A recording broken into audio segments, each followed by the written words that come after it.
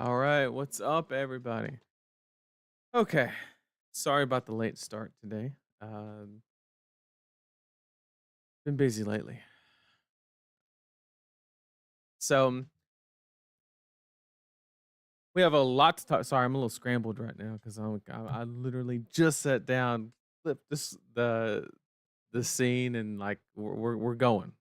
So sorry, give me a second to get everything together. So we have a couple things that I wanted to talk about. Right, obviously, if you've been on Twitter lately, there are quite a few discussion points on Kayo and the new cards. Unfiltered, Nathan. Well, Package, if you stick around, you might just get what you want. Because I think we're going a little deep today. Um, I need. I'm gonna ask for.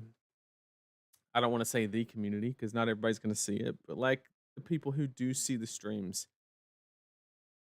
I need everybody's opinion on something. Um, I've I'm in a weird spot with Flesh and Blood right now. We're gonna get into it a little bit later, and I need help on like what could possibly be the reasoning behind why I feel about the game because I don't come from a background of a lot of different card games, right? And so I am kind of, I'm kind of ignorant as far as like what I should expect, what I should not expect, and stuff like that. And so I'm basically just trying to use the community as like a calibration tool, right? And see, no, your concerns are valid, or not really concerns, but you know, my, what I'm concerned, I guess concerns the right way. But we're gonna talk about it a little bit, and we're gonna hop into the chaos stuff first because we really need to talk about Savage Sash. Um, and because it is a card. The second it got spoiled, I gave my opinion on it. And oh no, you're gonna tell us you're bored. No, it's not bored. It is not bored. I'm not bored with Fab. There's just a couple tendencies that I'm seeing develop that has me a little worried. And we're gonna talk about it because I need the community to tell me, hey, just quit being a little bitch. Like that's just how it is, right? And I'm perfectly okay getting that feedback because maybe that's what I need to hear. But I need to hear the logic behind it because I'm just a logical person and that's how I process everything. So let's go ahead and dive into the KO discussion and then we will talk about just like flesh and blood in general, kind of like what's going on. And because they're kind of going to go together. Going to be a good transition going from the KO stuff to the um the other stuff. So basically, let's have a little discussion about Savage Sash because, oh man, I think we need one. I will not be in Richmond. Uh, we'll get into part of why I will not be there during the Flesh and Blood talk. And so let's discuss Savage Sash because Richmond's actually not that far away from me. It's like within my normal realm of like, hey, it's a battle hard and whatever the case may be.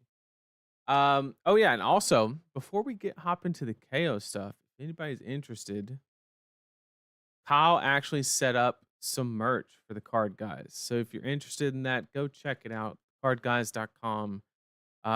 Straight out of charts, can't beat it. Only you can prevent Aether wildfires, and we got Viscera making Rune Champ pizzas. Like, we're all about the value on this stream, of course. So check that out if you're interested. We would love the support. So let's talk about Savage Sash. Okay. We need to talk about this card specifically. We need to analyze it and say, like, is it really as good as everybody's making it out to be? Is it a concern? Or is it the next card that everybody said was overpowered, gonna break the game, and doesn't actually do all that. Um, when are we getting some Riptide swag?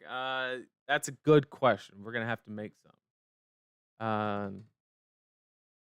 I got a couple quotes that might go good. So, Savage Sash, Temper 2, and then of course you can destroy this with no prerequisite, and then anytime you discard or attacks with 6 or more cost 1 less, right? So there's no like prerequisite where you have to discard or anything like that.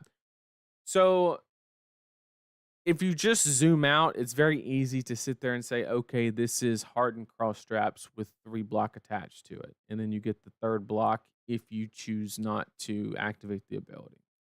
And that would be an okay analysis, right? Um, but I think what because I also think that everybody's just zooming in on Kayo and looking at this card specifically and how it interacts with Kayo and not Levia, which I think is a mistake. I think this card's very, very, very good for Levia as well, and it should not be slept on in that regard. So Savage Sash. Okay. So now we have the entire fridge that blocks 2, right? Block 2 on the head and then 3 everywhere else. So any brute, obviously Levi can stretch it a little bit more by 4 points on Husk, but every brute basically is going to walk into a non-arcane um, match and basically have access to uh what 6 plus 3 is 9 plus 2 is 11 armor. 11 armor on the kit. And not only that, not just 11 armor, but 11 with 11 with access to like really good effects on every single piece. So it's not just 11, right? It's not just 11 armor. It's the fact that like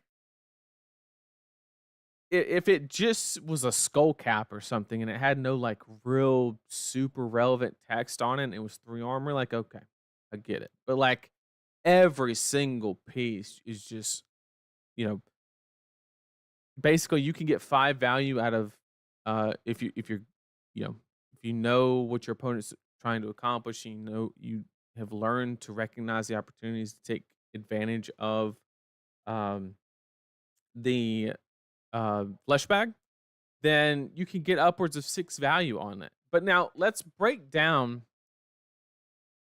why just 2 more armor, because I know a lot of people are going to sit there and say, "Oh, it's just 2 more armor, right? Not that big of a deal." It's so important because let's say you were playing brute and somebody threw a CNC at you, right? And let's say that there's no pummel floating or anything like that. Just threw a CNC, you know, they blocked a little through it to just disrupt you, right? You now have the option to leverage 6 armor at one time without giving up the most important piece, the flesh bag. Whereas before running Tunic, you were put in a spot to where you had to either you forced yourself into like extracting value uh from the Apex Bonebreaker, because you had to block basically your boots, Apex, and 1 card. But you don't actually realize the value on Apex because you're gonna overblock the CNC by 1 because it's 2, 2, 3, which is 7, right? So it presented those awkward situations where you had a lot of armor, but it forced you into situations where you used the armor before you were quite ready. And Savage Sash is going to completely nullify that, right? You're just going to sit on the 6 block. Oh, CNC, bam, little mini husk, right? You're just going to move your 3 pieces forward, block the 6, and then go about your day, right? Yes, you do not get max value out of Apex. I understand that. I'm just giving scenarios where you can 2-step disruption, and that's very, very important. It's very, very important because you have that access to completely just skip the disruption, right? Which allows you to be a lot greedier in deck building. You can run a lot more no blocks. Not too many, of course, because you still have to run poppers for Prism and stuff like that. But it one of the problems KO had was he always wants to block with one card, but really hates blocking with two cards, right? Unless he's just throwing a Bear Fangs. Um, so like disrupting was like the way to force the deck to interact with you, but that is just slowly going away. So all those positive points only revolve around the 2 value at the bottom right corner. We have not even gotten into the effect. So we can say, okay, this is a very good piece of armor because that 2 block on the chest just does so much, okay? So, 1 less to play, all your 6 attacks, right? Which is obviously, you know, just about every card in the deck because that's how you build KO. At least, 54-ish. Uh, quote unquote 6 cards. Okay? So, with that being said, oh, in chat, did somebody asked if I saw the Bolton cards, and I did. Uh, the boots are really good, by the way. We could talk about those too a little bit later after the discussion about Fab. But um, so getting the 1 less or the discount, right, for the whole term does a couple of things, right? It, in a sense, can actually give you a Carrion Husk like effect where you have the extra resource card, but you no longer need it. So you block 3 on your disruption and still have a really good Blood Rush Bellow turn, right? Which, if you think about it, popping that saves you a blue, which is 3 value, and you blocked 2 with it. So therefore, you're getting 5 value from Sash, right? So it's literally almost on the surface in its most simplest state, a Carrion Husk without Blood Debt that blocks 1 less or extracts 1 less value. That's at the base, right? So now let's look at it from a what's like the ceiling, right? Well, now you can do greedy double Blood Rush Bellows. You have access to just in deck building, go into like yellow wild ride where people normally wouldn't to just keep the chain links going and just wait for that big turn and then pop it and go in, right? It hedges against fatigue because you get a lot of damage in 1 turn, which is what you want to be doing. And it kind of just solves a lot of problems all in 1 card, right? So the card is just outstanding. There's no other real way to put it. It's going to be an all-star. It'll be a mainstay in KO. I would play it in my Leviathan deck. I don't think you completely ditch Husk, but I think it's like for sure in there. Maybe if you built the Leviathan deck a little bit more aggressive, maybe you could just full on replace it. I think the only matchup where you get really a lot of value from the really tall block is like Azalea. But other than that, I really don't think you're gonna miss the 4 block. Because this you can also block whenever you want. You don't have to wait till a certain time or you're not influenced by that in that regard. Um so the cards obviously really good. Yeah, now I've read a lot of concerns on Twitter from really good players. Um and there's a lot of concern with the card. That it does just a little bit too much. And I mean, the sky is the limit. I mean, playing Savage Feast for 0, 6 damage, it turns this card literally into a 0 for 6 in KO. This card says 0, you discard, but you redraw the card. Oh, but what if you don't draw the blue you need? Guess what? Everything's discounted. It does not fucking matter anymore. Um, like I mean, Savage Sash is just, I don't know. But some people are going to make the argument of, well, it's in the long game, it's not better than Tunic. And if you do the math on the Tunic and Sash comparison, it is actually impossible. Well, okay.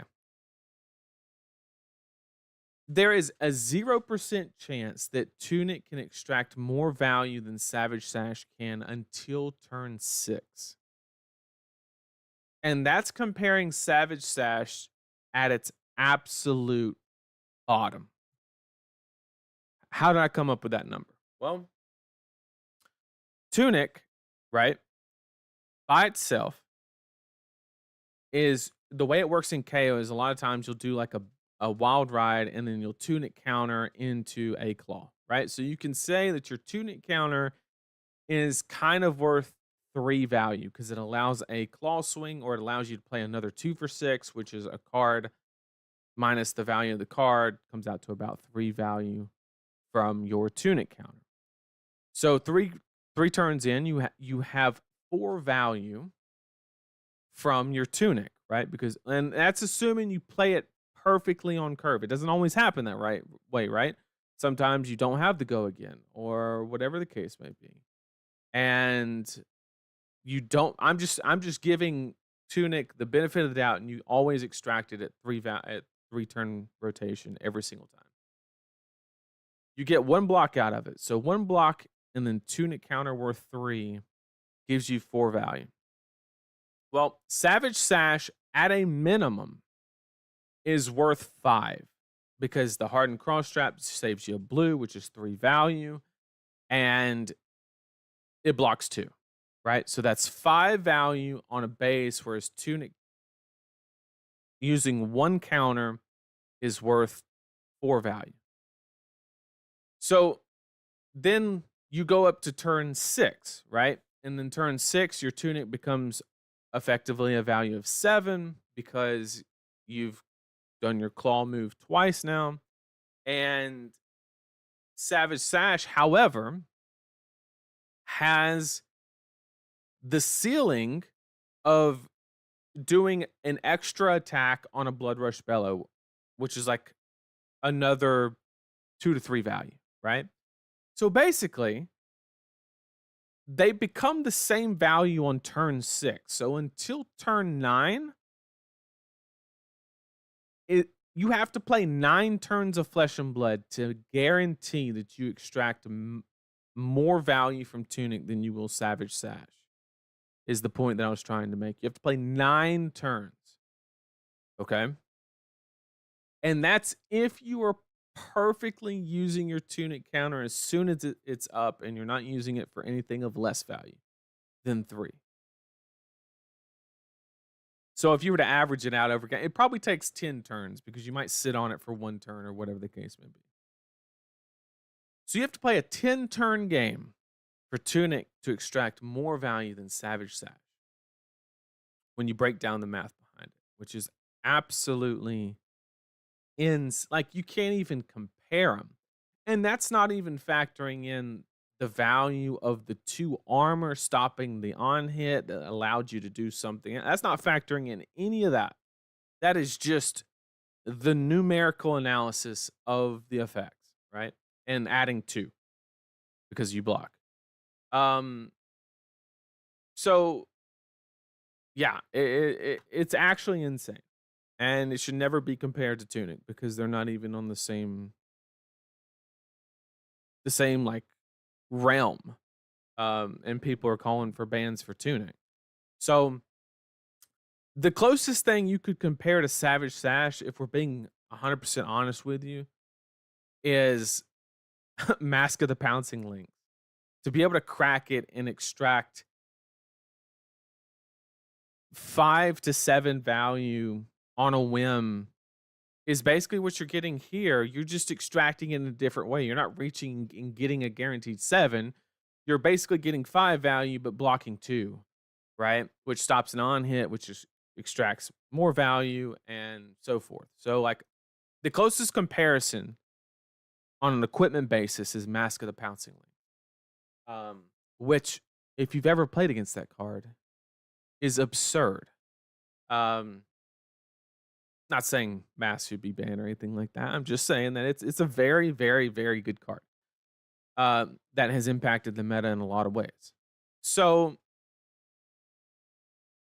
yeah, like it's a really good card that's already going into the deck that's winning what 20% of ProQuest now because they won like 24 of them or something.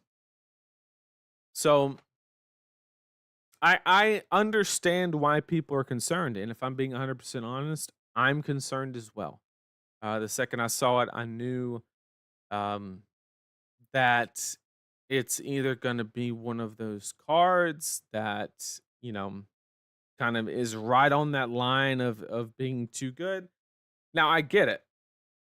You you have to put a powerful card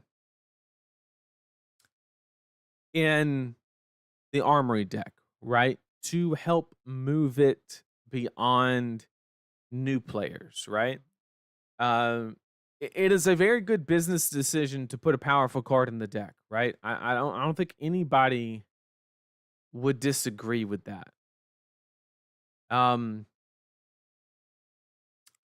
the problem is, I don't know. When you put this card,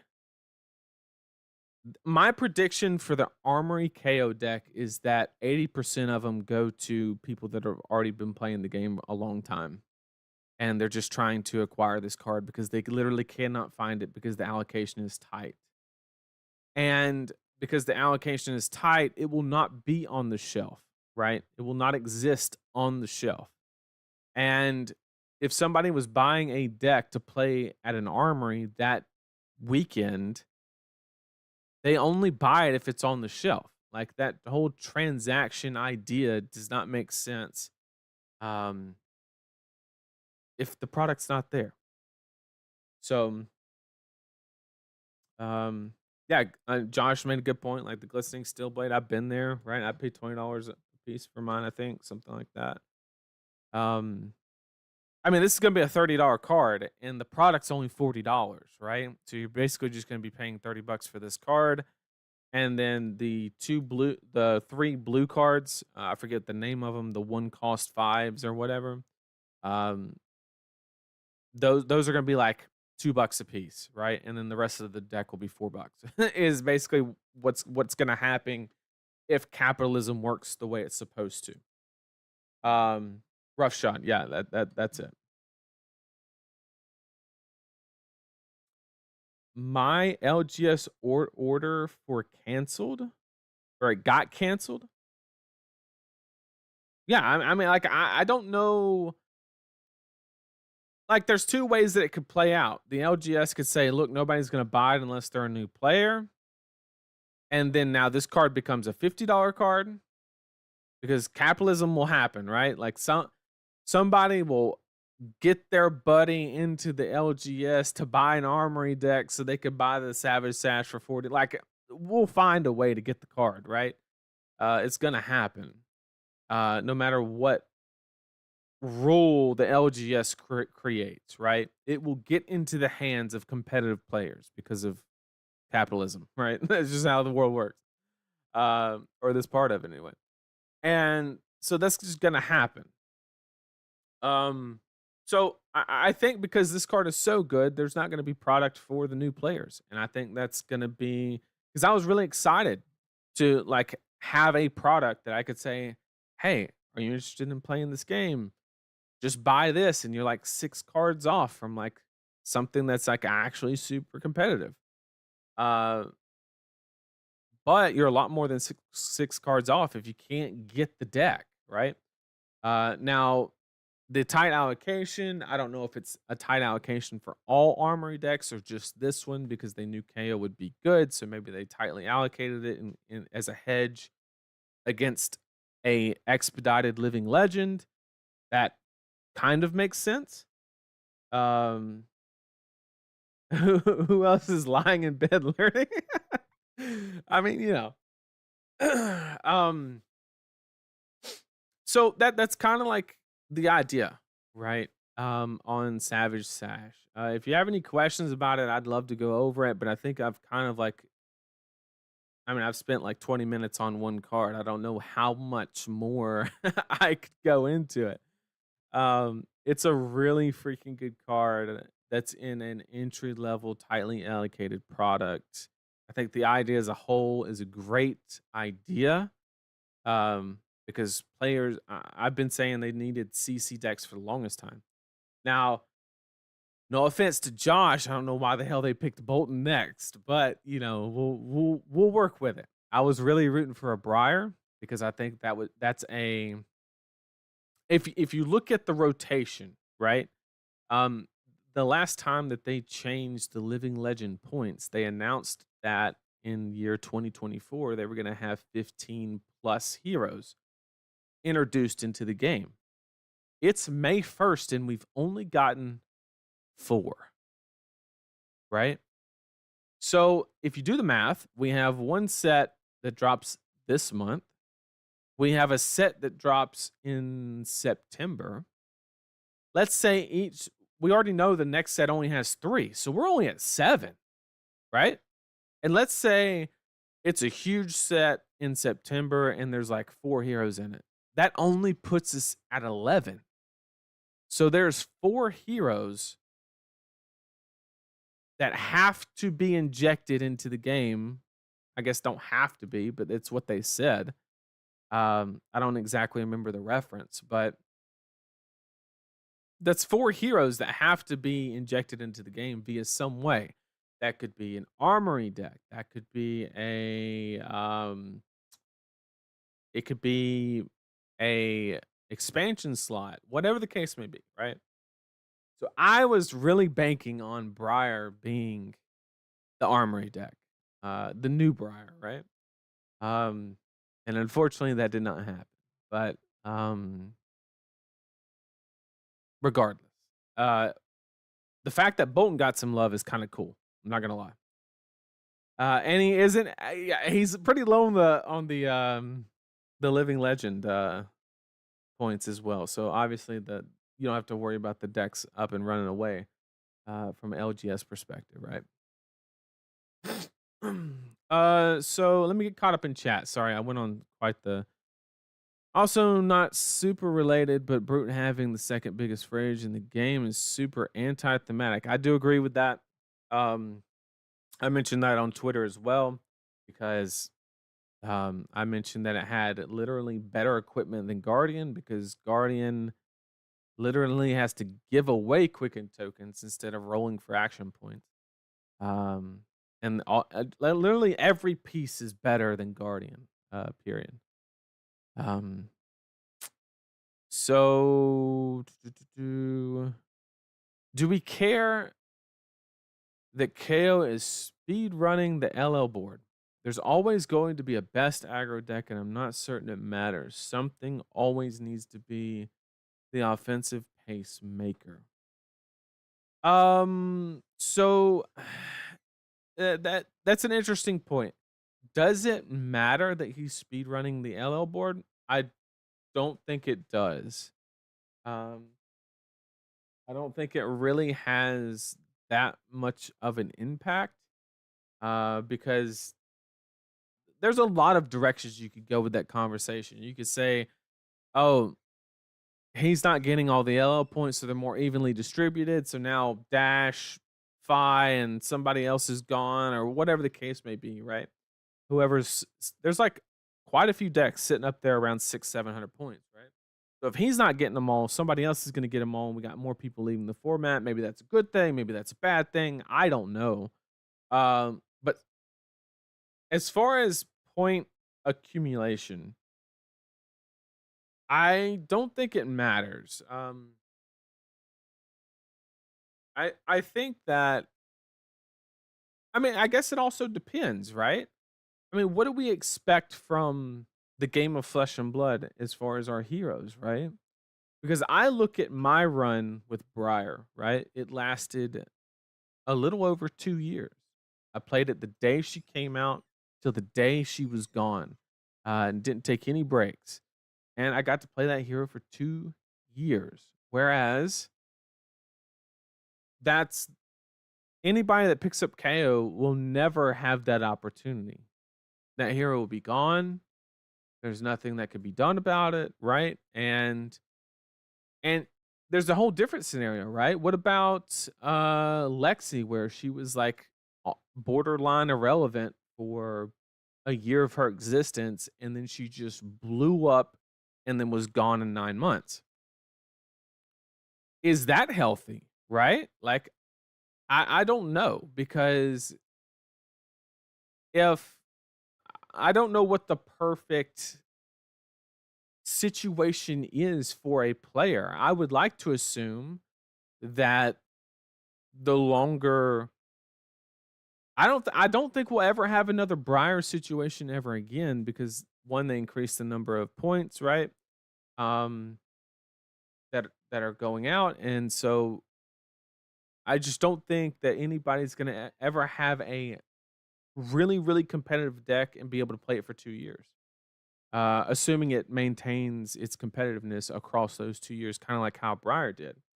Briar was at the top for a little bit, but then dropped. But I don't think Briar ever dropped below 1.5. And I don't think there's ever been a deck that's been 1.5 that's lasted over 2 years. I think the closest comparison is Dromai, and she didn't last that long, right? She crossed the finish line just now, right? After what, about a year and a half, give or take. So I don't think it matters, the accumulation of the LL. I just think that LSS needs to get, they probably already have a good read on, um they might have a good read on, like, what is the best formula for that, as far as, like, what people enjoy, what people don't. Um, I will say that part of what we're gonna get into in a little bit about how I kinda feel about Flesh and Blood right now, some of that, not all of it, but a little bit of it is, Briar's gone, right? It's unfortunate. Um, Maybe I wouldn't feel that way if I only played her for a year. So maybe they've found a way to mitigate that, still give you time to formulate an attachment to that hero, because the hero identity is important in the game of Flesh and Blood. But maybe not so long to where, like, once the hero's gone, you know, you're not looking for a home for months kind of situation. I don't know. Very interesting. Very interesting. For some reason, RTNs are worth 4, and then PQs are worth 3 LL points now. The reason for that, Josh, is they're going to change it. So what they're doing is, when they announced that the PQs were all classic constructed format, is when they adjusted them to 3 points. RTNs are 4 points because half of them are draft. So they needed the same point allocation, but I think they're gonna change it back to 4, because I don't think PQ season going forward will be just constructed. I heard from somebody, I don't know if this was, true or not, but I heard that there was, like, a product limitation reason for not having drafts a part of PQ season, in regards to heavy hitters product, which is a good problem to have, right? Um, but it just depends. So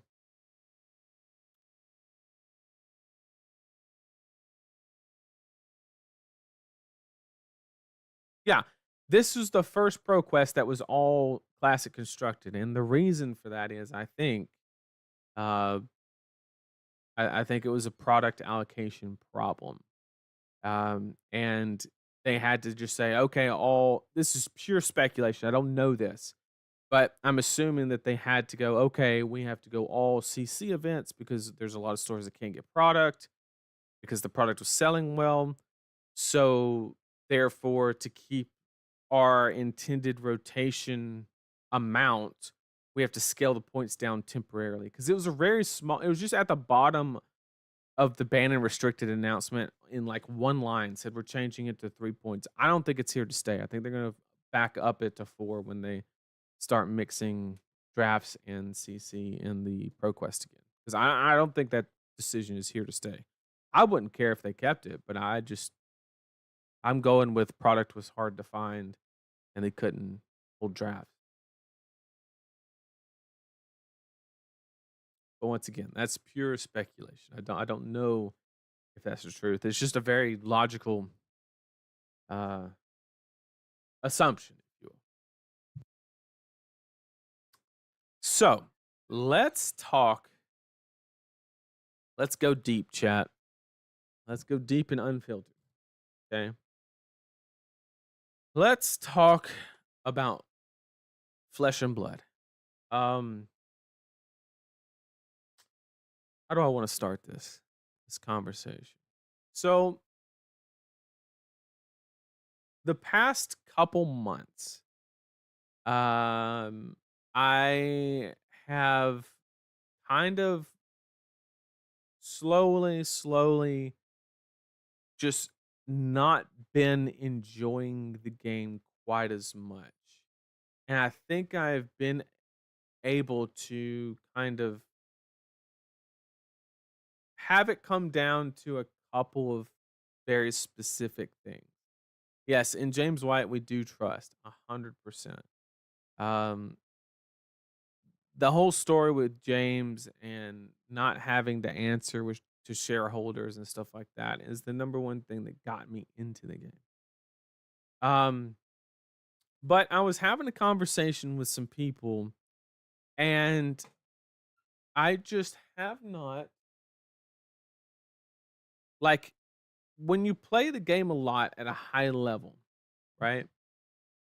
I'm just gonna say it. I miss ice. I know being a Runeblade player, I spent so long complaining about ice, but I miss it. I now I don't miss Lexi. That bitch could die in a hole, but I miss ice. So let's not mix the two things up. She happened to be ice, but I do not miss her. Not an ounce, right? That shit was way overtuned. But like the reason that I really enjoyed it was like if you analyze on a high level,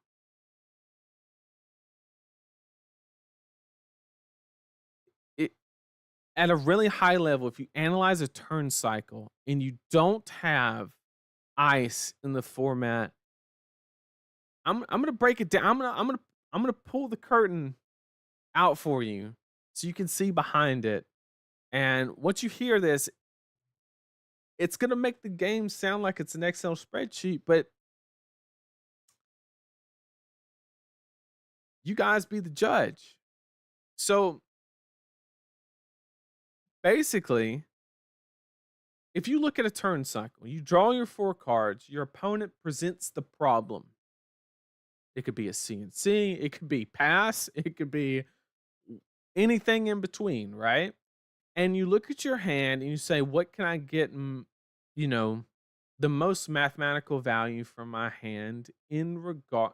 You basically do a cost benefit analysis with your opponent in regards to what they're presenting and what you have in your hand. And you repeat that process, right? But when you have ice, right? When I'm looking at my hand, right? And it becomes, oh, what if he has the ice react and he's Oldham? And I have to like keep this card, but what if he doesn't have it and I have to put this in Arsenal, or is it good in Arsenal? And like there's so many minute decision points. When I play Flesh and Blood right now, the most like strenuous decision I make is, do I want to Arsenal a card to make myself open to CNC? That, I hate to say it, but that's literally as deep as it gets.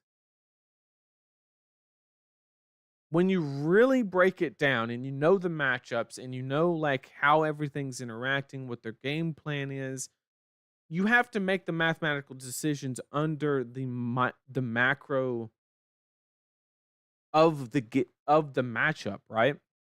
Like you're not just gonna always do best math if they're trying to fatigue you or whatever the case may be.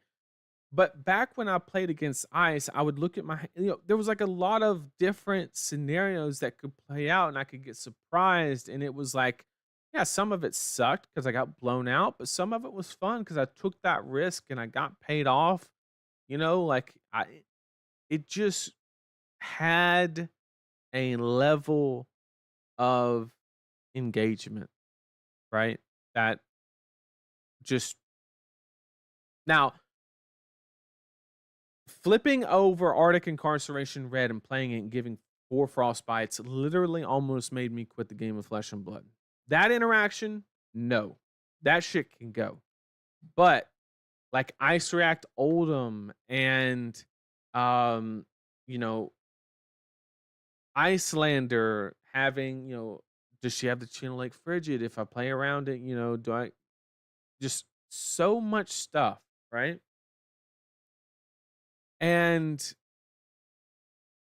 but like nothing in the game to me, whether I play Viscera, whether I play Brute, whether I play Kano, whether I play Riptide, you name the deck, even Prism. It's it's really not, I don't know, it just feels very one-dimensional. Right? Look at the hand. Okay, we got our blue. We don't block with our blue, and it becomes like a block down priority. Do I want to block it all? Right?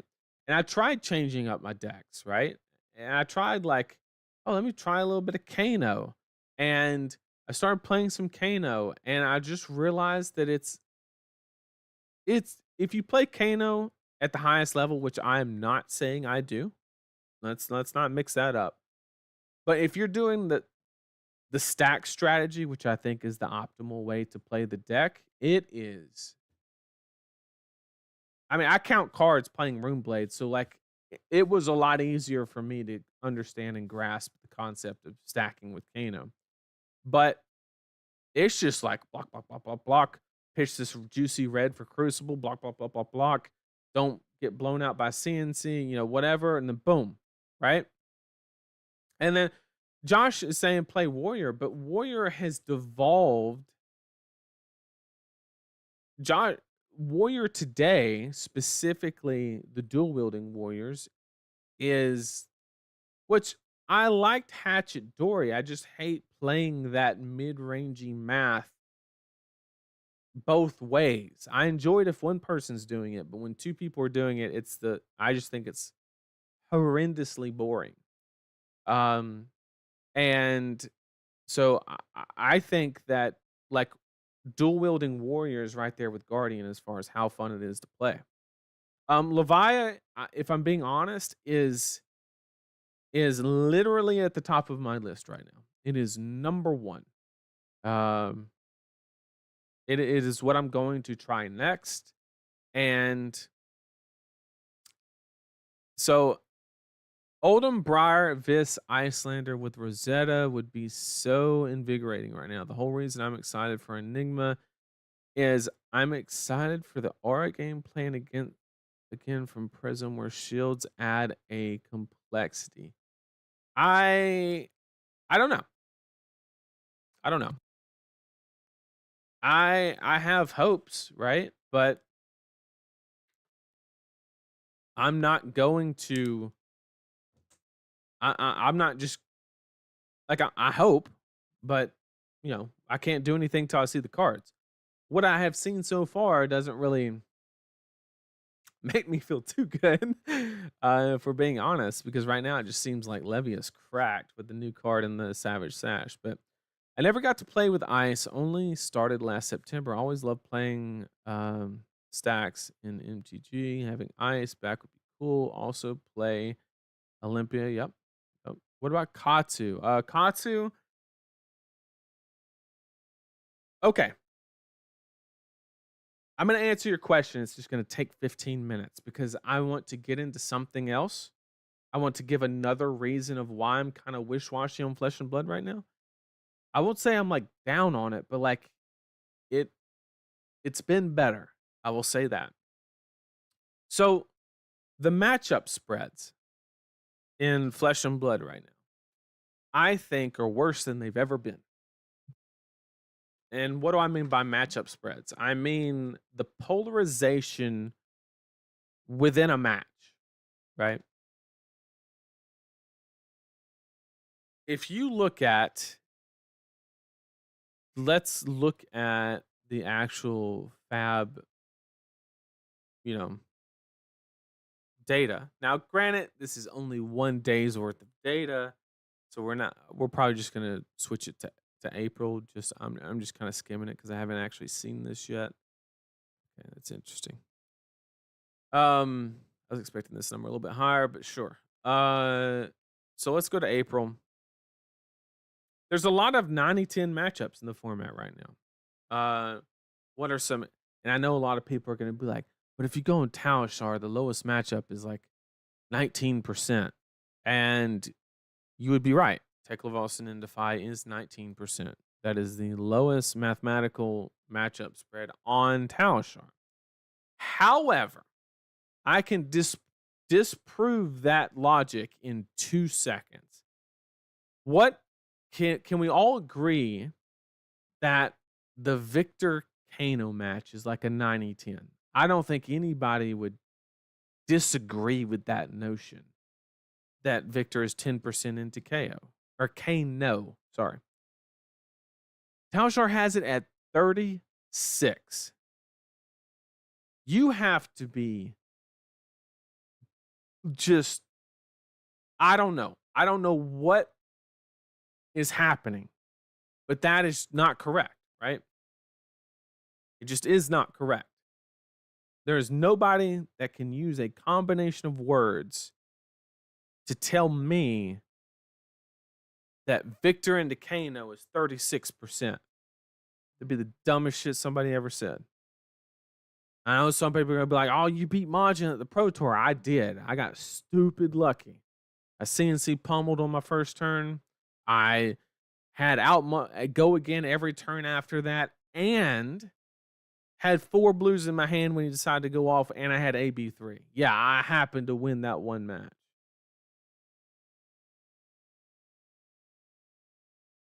But it is literally unwinnable. Just about. I say unwinnable. It's like 90-10. And I think everybody can agree with that. On the flip side, if you look at Kano into Prism, right? And that one just makes you feel hopeless. Like there's nothing you can possibly do.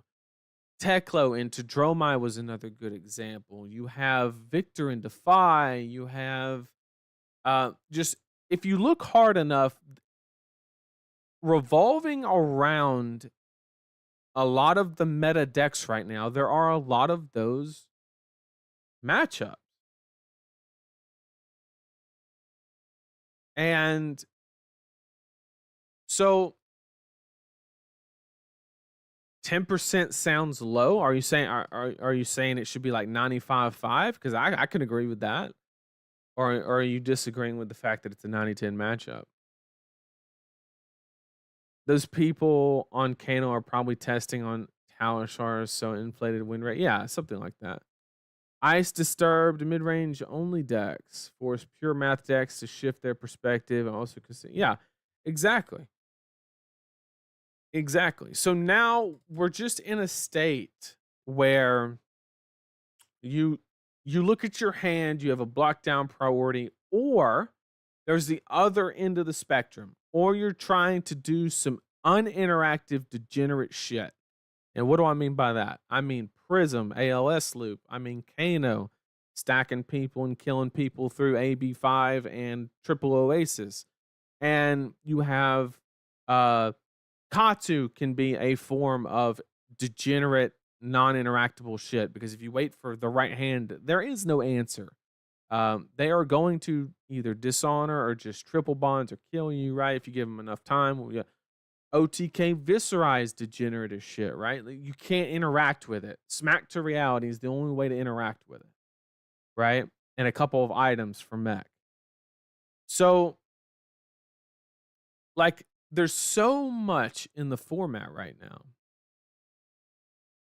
And it's not just the format, it's like the meta decks. There's so much polarization. Like, I love the idea of playing Prism. I think it's a solid deck. Got a lot of skill expression. It does some cool shit. Like, it looks fun. But I'm not going to fly across the country, sit across from, or sorry, not play Prism, but like a Kano or something and sit across from a Prism. I'm not going to fly across the country to play Kano and sit across from a Prism. Like, I'm not going to do it.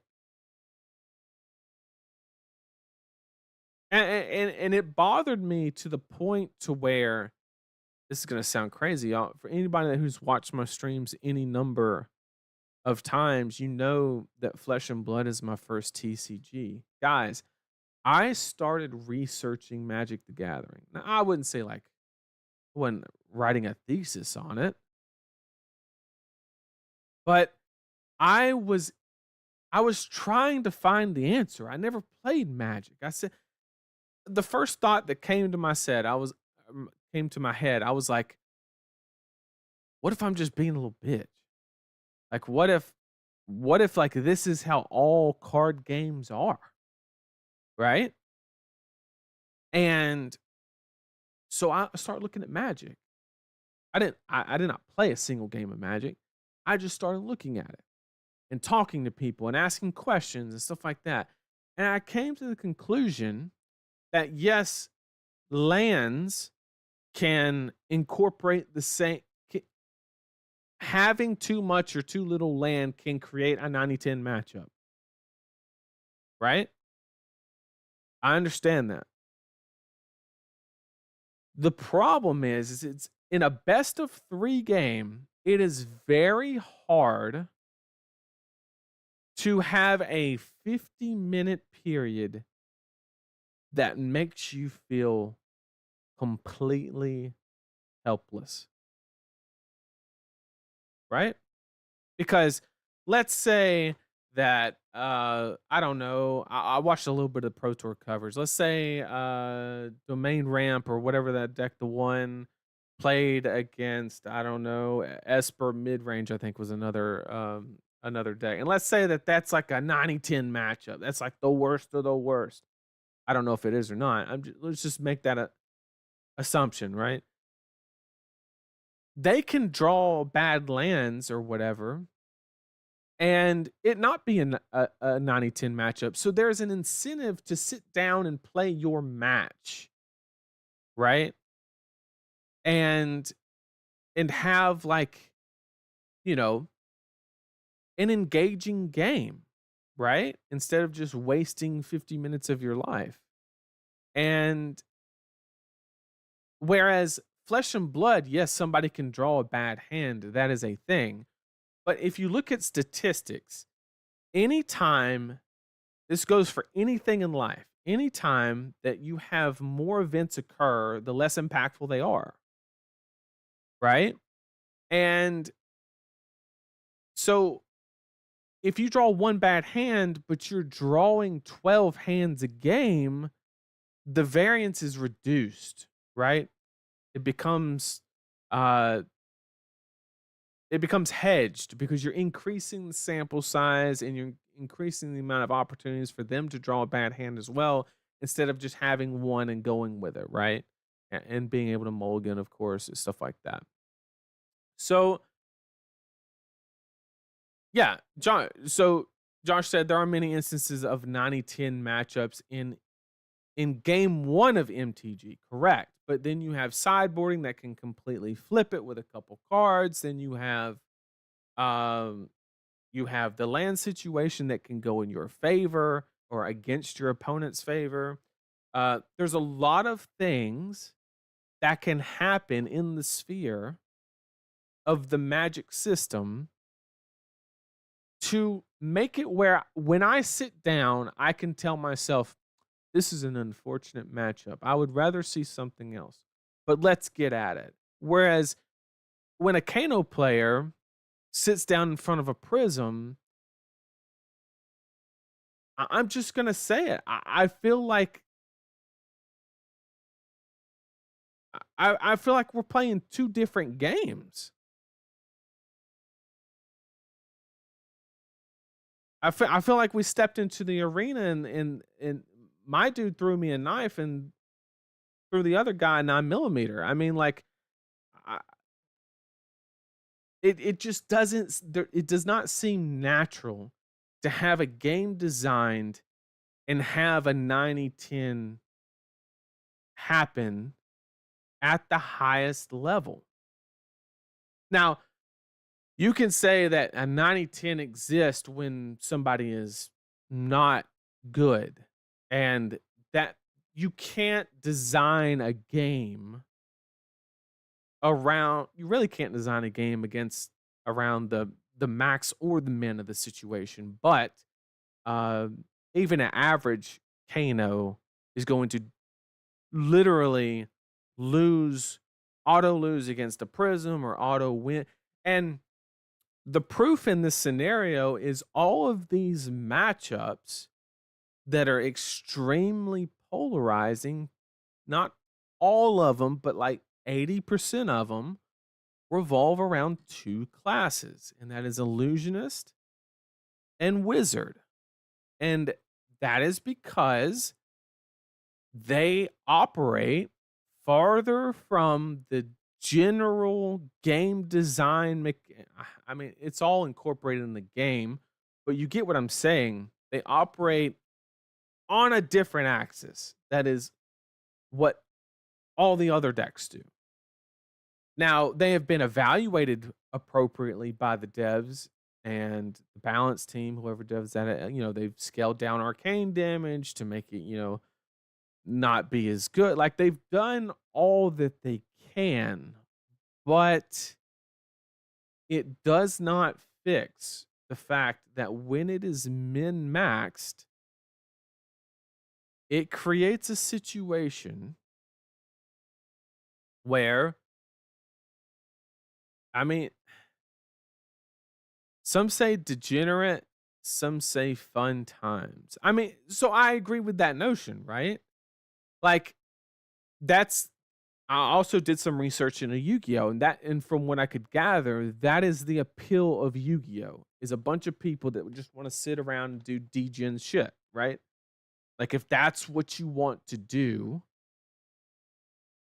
then you play Yu-Gi-Oh! And like, I'm not hating on you if you want to go play Yu-Gi-Oh! It's just what you prefer. You want to do like this combo shit, lay down 13. You want to sit there for 15 minutes while your opponent plays the game and then just concede. Like, you do you, right? But at you know, I just feel like, I don't know. I feel like the two can't coexist, or they shouldn't anyway. And so I'm really interested in some decks, but the polarization, like, I don't see how any player, like, I wish that there was some way to accumulate this data, but I could guarantee you that if you could look at the retention rates of like players that try to enter the game and like how much their starting hero was like bad into really polarized matchups and like what their retention rate is, like, I bet it would be astonishing. Let me get caught up in chat real quick. James says, so should polarization be non-existent? That is incorrect. That is incorrect. Do you think there's just too much right now? That is correct. So I think where I draw the line, because we can talk about percentages and stuff like that, and like we could say, oh, well, 22.45% is opt. No, no. Where I draw the line is a player needs to be able to sit down and have a semblance of hope at hero reveal. That's where I draw the line. For some players, that might be 10% because they're hyper competitive, or if they're casual, that could be as high as 20%, right? It could be maybe even 25%, right? So no, we live in a world where most of most of the younger generation, right, is living life 15 seconds at a time on TikTok, right? And you cannot it just seems like bad business to have somebody sit down and feel hopeless for 50 fucking minutes. That just it's not sustainable. Now, can we acquire players that avoid those matchups because they play like, I don't know, Ninja or something? Then like cool. We got lucky. But like, if anybody entered in while Dromai was around and they played Teklavos and they got their ass handed to them 46-0 every single time, then like that's not good because it's not just I know a lot of people that never won an armory game for 9 months before they won their first one, and I understand that because of lower variance and stuff like that. But the amount at which you lose that is very important, right? Like when you start losing 40-0, it could be a fatigue situation, stuff like that. But like you understand what I'm saying. When you lose that bad, you start really asking yourself, is it me? Is it the design? Is it, what is happening in the situation? Right? Let me get caught up in chat some more. They operate like MTG decks. Yes, they do. I think they try to help heroes in the 9010s, like Scour for shields, as one small example. Well, that's Spectral Shield has never been the issue for Kano. It's been Spectra, and there's no way for Kano to interact with that they have printed. More unique sideboard cards like Humble, etc., are good for the game. Of course, they're good for the game. Kano and meme anyway, we don't care about. I mean, I do. Like, I was really entertaining him for Nats, if we're being honest. Not seen it yet, but in theory, it could happen. No clue what. Yep. I somehow stuck around after running 5 face first into Ice Lexi. I'm glad you stuck around. But like once again, a lot of players just might not be able to do what you did. And that's my greatest concern. How do these other heroes win ProQuest? Gym luck? I mean, well, what do you mean other heroes? Like, it's very easy to play a ProQuest as Kano and not play against a Prism.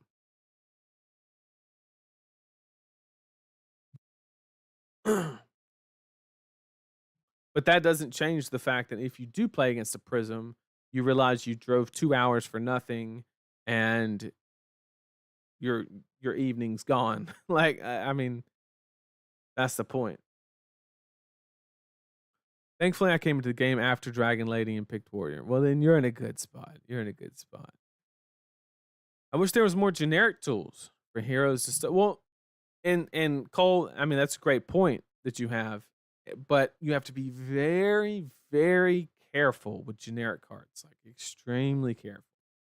To the point to where, I mean, you got people saying that you have people that have very logical and solid arguments for banning Sync Blow and stuff like that because they're just so far above rate than the class cards and stuff like that. And it's some very valid points. So you have to be very careful with generics. I think they're doing a great job recently with generics, like Balance of Justice, stuff like that is like amazing design. Don't like hyper polarized matchups either, but I hope they don't try to solve it by adding more variance into the game, to be honest. Yeah, I mean, but I mean, Ponkage, like, how do they go from here, right? Because I mean, let's all say what we're thinking, right? And let's say that just snap their fingers, illusionist wizard gone, right? Then we know that's never going to happen because then you alienate a portion of your player base and then you have like empty lore and like there's just so many repercussions of why they could not do that. Now, clearly, they're going in the right direction by printing Enigma, which is ward based, which any deck in the game can interact with ward. Whether you got action points, you can dominate through ward, you can go low to the ground and wide, like any deck in the game can formulate a game plan into ward because it does not break the axis of design in the game of Flesh and Blood. But putting the ALS on the board every fucking turn, not a whole lot of decks can do it, right? And I'm not going to sit here and get in a discussion of whether ALS could be banned. I'm just going to leave one statement. They literally said that Spectrum was a design mistake and then printed a way to recur it. I'm just going to leave that statement there. Okay? I understand that if that loop did not exist, then it has 8 auto losses, but I would counter that with not my fucking problem. If we're being 100% real. I think that and I know there's a lot of like, a lot of players are like time snap potion and time skippers, and at the highest level, I'm telling you, those are not solutions. At the armory level, they might be, but I'm telling you, you'll see it. You'll see it. Okay. New player first seeing Spectre. Yeah, can't be good. Man, what's up? Having heroes that are auto losses for heroes with uninteractive degen strats may be on purpose from LSS. Keeps those from being 90% of the meta. Yeah, I don't think the issue is classes any longer. Victor Gatekeeper Ninja, other value. Yep. You have very slow decks that prey on mid range. Yeah. Yeah, I think it's a design thing as well. We're playing Fab because we're disenfranchised with MTG. Let's not advocate to be more. I mean, that's a great point, right? I've said it on the stream before that Fab. I didn't even play Magic. I just talked with enough Fab players to know that Fab players are just MTG refugees, right? They got tired of, they got tired of, you know, a company that didn't want to actually produce a game but make money, and yeah, so here we are. And let me set the record straight. I believe in LSS. I wouldn't be streaming the game if I didn't.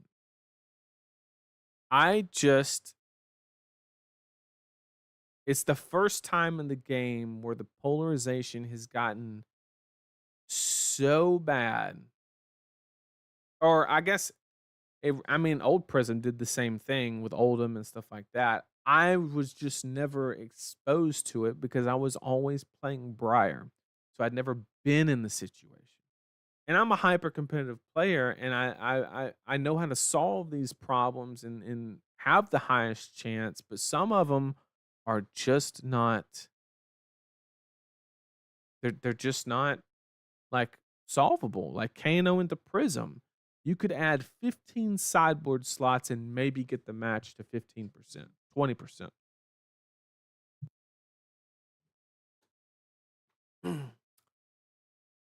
Hopefully, when Prism goes, they rewrite Spectra and never make Light Illusionist again. I mean, they have to, right? Like, Prism's their baby. But at the same time, I don't know. You gotta, like, nobody would give a shit about Spectra right now if ALS didn't exist. Because some players do not have the tools, or some heroes don't have the tools to combat it. Just don't. And the ones that do have the tools to combat it don't have the tools to combat Herald for 7, Herald for 7, Herald for 7. Wiz general player base should be more open about banning cards Yeah, I agree. I've always been an advocate of present arguments, even though Fab Twitter is going to label you as a negative Nancy and you're hating on the game because everybody thinks that everybody's bullying LSS when that's not the case.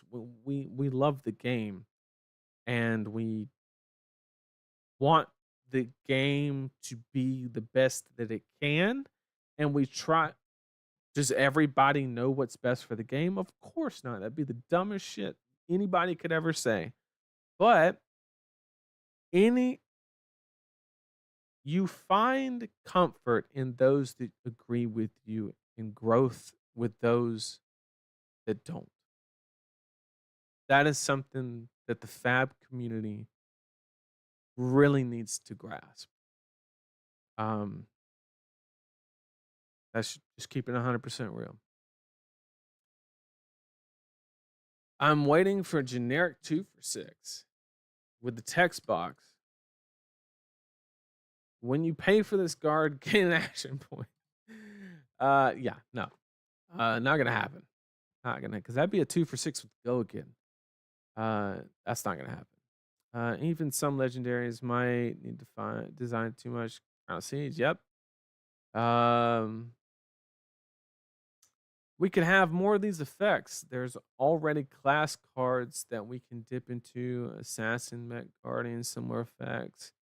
If we go for class specific, I would hope that every hero within 80 cards that brings all matchups for at least 30% if they're good. Yeah, like I don't think that's a tall ask. And in a low variance game, which we can all agree Fab is, if you have a 90-10 matchup, it's due to design. I'm not going to say it's bad design because it's actually probably one of the like most amazing design feats ever that illusionist and wizard can operate in the game of flesh and blood to this level, right? If you think about it from a design perspective, it's actually remarkable. The, but because they stretch the limits so far, is what creates those 90-10. I'm an artifact refugee. What the hell is artifact? Honkage. What is artifact? Uh, Polarization seems worse too because most decks are being played. We're not in the oops all Lexi meta. Yeah. I'm not saying that that was better, but at least we had Briar. Polarization there was play Lexi or don't. Exactly. I want to know what your opinion on the new hero designs power level like Victor Kasai. And do you find some recent design to be too focused on being fair in their play patterns? So it's a very interesting question. I'd love to answer it. So, in regards to your question, we're going to refer to the time period from heavy hitters to MST, right? Just those two sets. Um, I think that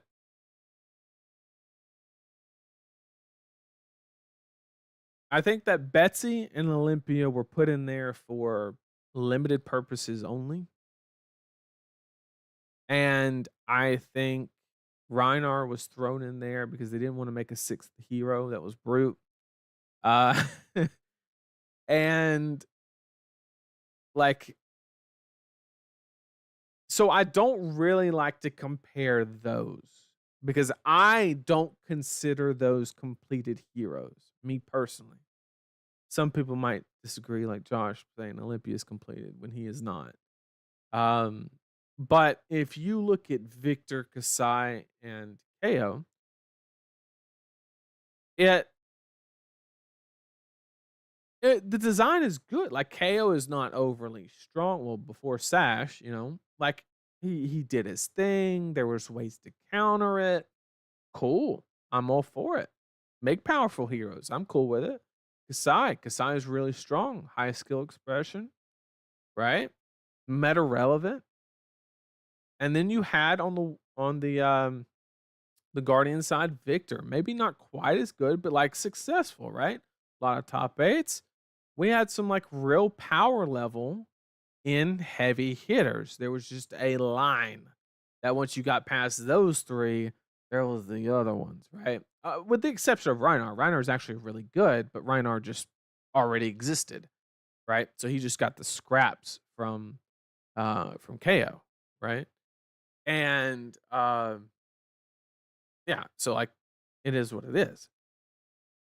So with MST, I think MST is going to be the set that really marks the tone on what direction LSS is going with Flesh and Blood. I don't think I I'm gonna be honest with you. What will dictate what direction LSS is going to take is all in Zen's hands. Okay. Assassin, looking at new specifically, right? New is trying to prey on decks that play high value blues. Therefore, there's like, it keeps in check Guardians, playing Macho Grande for 0, Terra Sunder, cards like that, like some really good stuff, right? Keeps certain decks in check, right? Which is cool. Um, and Enigma has Ward, right? Specifically, which once again, I said any deck can interact with, right?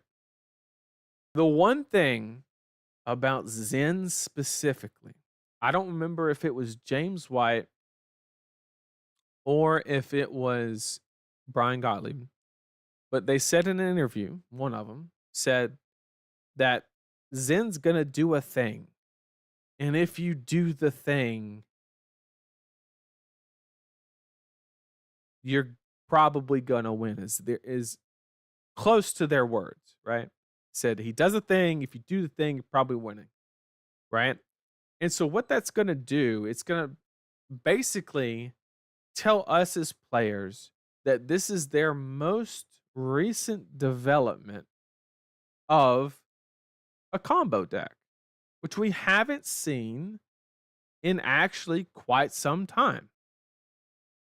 And that's very important. Anytime the devs or designers make a combo deck, it allows us players to calibrate where they draw the line as far as non-interactive a combo should be. How much agency does the opponent have over this combo happening, right? Like, are they going to let Zen just stack up chi and then kill somebody in one turn because there's like 14,000 crouching tigers, right?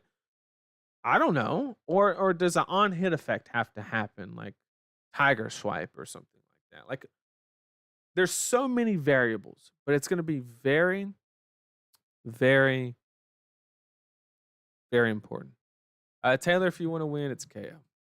Be honest with you. So I hope that answered your question. That I think they made some strong heroes, forgot about the other half in heavy hitters for limited purposes, and then basically I'm not concerned with Enigma and New at all. I think that I think they're actually going to be a little bit lower power level. This is heavy speculation because we haven't seen shit yet. But like, I think from what I've seen so far and just the ward mechanic, I'm not expecting another KO or anything like that. But I think they'll come in at like 1.5 tier 2, something like that. B, C tier, something like that. But Zen's the one I'm worried about. Very interested to see how far they go with it. In a sense that when you know what deck do, you can expect the same lines to come up over and over and over again. Yeah. Okay, I missed the second half of your question. Sorry. But yeah. They have to have an easy aggro deck like KO to introduce people to the game. Like they need that red deck wins kind of situation. So I'm all for it. I'm all for that flavor. Could you just restrict ALS to one? Sure. Yeah, restricting it to one and banning the loop has the same result. If they can't loop it, they now have like 6 auto loss matchups, right? Uh Thoughts on Alpha Clash? They contacted us recently and they're gonna send us some product. So I'll let you know. I'll let you know. I did watch Hamilton a little bit this weekend. I poked my head in on the stream that Ethan was running just for a little bit. I didn't know what the fuck was going on because I never played the game. But I will say that the art doesn't do it for me. I'm not a big animated art guy, me personally. But that's just a preference thing. I can easily overlook that if the mechanics are good and it's balanced, stuff like that. I think there always was a deck that had auto losses close to auto loss matchups in most Fab history. Why do we think it's worse now? Um, I mean, Pierre, can you name me some auto loss matchups, truly like 90-10s, that did not involve Prism or Kano? And like I said, I mean, I didn't have a problem with it when I was when I played Briar because I was never a part of that equation, right? I never had the auto loss, right?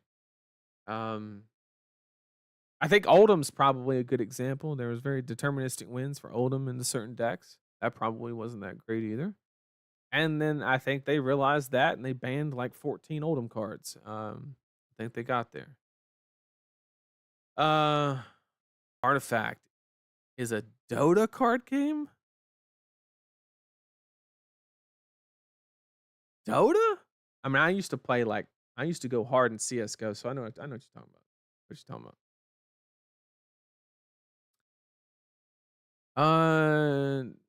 Don't open that can of worms. ALS as is fine. Healthiest thing you can do is remove rebirth. Yeah, however you fix it doesn't matter. The Betsy disrespect. Yeah, I'll let Prism abuse the best card in her deck over and over again. Yep. Remove vestige. I mean that works too. I leave Betsy alone. Sorry. Olympia and Betsy crying right now. It was Brian that said it. Okay. I knew it was one of them. Ward is insanely terrible, though, to be honest. Like, Ward equipment is borderline unplayable. Well, that's the thing, right? When you take something that operates on a completely different axis and it's competitive and you bring it closer to the center, you have to really up the power level of the cards or it will be dog shit. Because it gains a lot of its advantage by being on a different axis, right? Um, so the card's gonna have to be like stupid good for this Ward illusionist to be good. It's like Teklo does a thing, and if he does the thing, he's winning.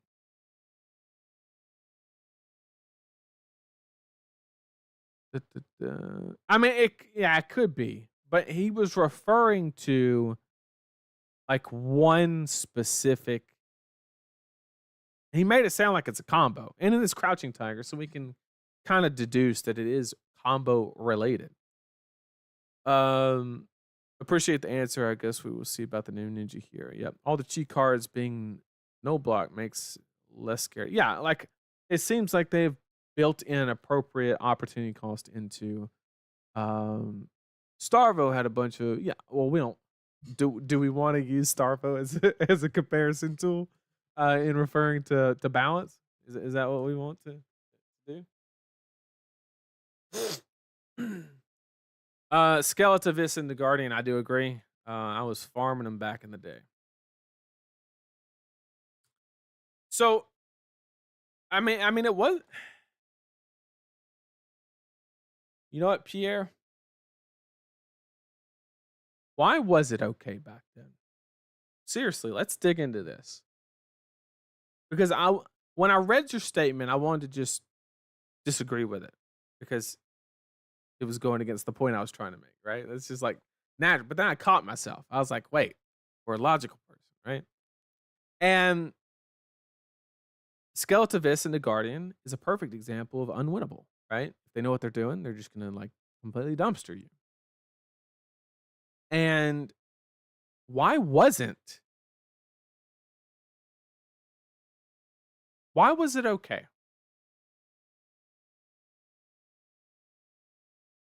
Was it bec All right, so we're referring to a time where Skeletivisceri, Prism, Chain, and Starvo existed. Was it because everybody was doing busted ass shit? Is it a is it an issue of relativity is what I'm saying, right?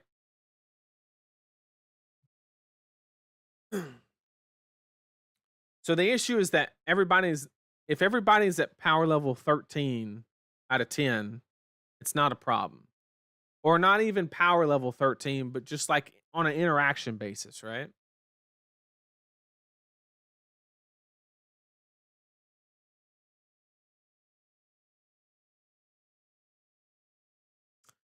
Dash IO into Victor at the highest level, it's a rough matchup, but I've seen Evan Herndon kill that matchup. So I think that's a skill diff, to be honest.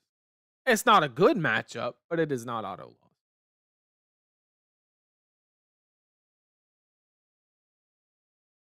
So if we're gonna so Pierre, if we're going to say that the issue is under the basis of relativity, right? So this shit can't exist unless everybody else is doing it. If you're LSS, how do you handle that situation, right? Because you basically have two options. Either you are in the process of creating more broken shit, and there's only some shit that has not LL'd, therefore you have a temporary imbalance because some of it has left and some of it has stayed. And at this point, you have two options. You can either make some more and then just recreate this situation in the future, or you can just let it die. Um, which I think was the idea with the whole 2.0. What if, hear me out, Pierre. What if you remember like months ago when we were talking about walking into the Fab 2.0 after Lexi left? What if the time period to execute 2.0, the rebalancing of the game, the throttling down of the game that they've talked about? What if it's what if it's just taking way longer than we expect?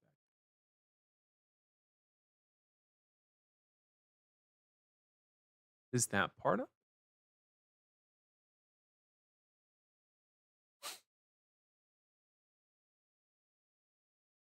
Hmm, interesting. I mean, Link's okay. Rune Timber came out and did what art of? Oh, I mean, Link's hero ability plus drawing one can very easily triple. Yep, Tiger Swipe. Yep. I really don't think they need to be pumping 15 heroes a year, therefore LLing the same amount. Yeah, I mean, I that's a tough one though, right? Because you have to make product, right? That's how they make their living, right? They have to make product. And if they don't make product, it gets rough real quick, right? And so them making products is making heroes. There's a correlation there, right? You can't. It's very difficult to do one and not the other, or there is. It's just supplemental sets, which they have said they're going away from. That was the main way to do that.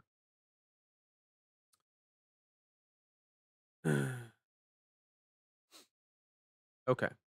As a fighting game player, when everyone is busted, the game is the most fun. So let's look at that for a second, right?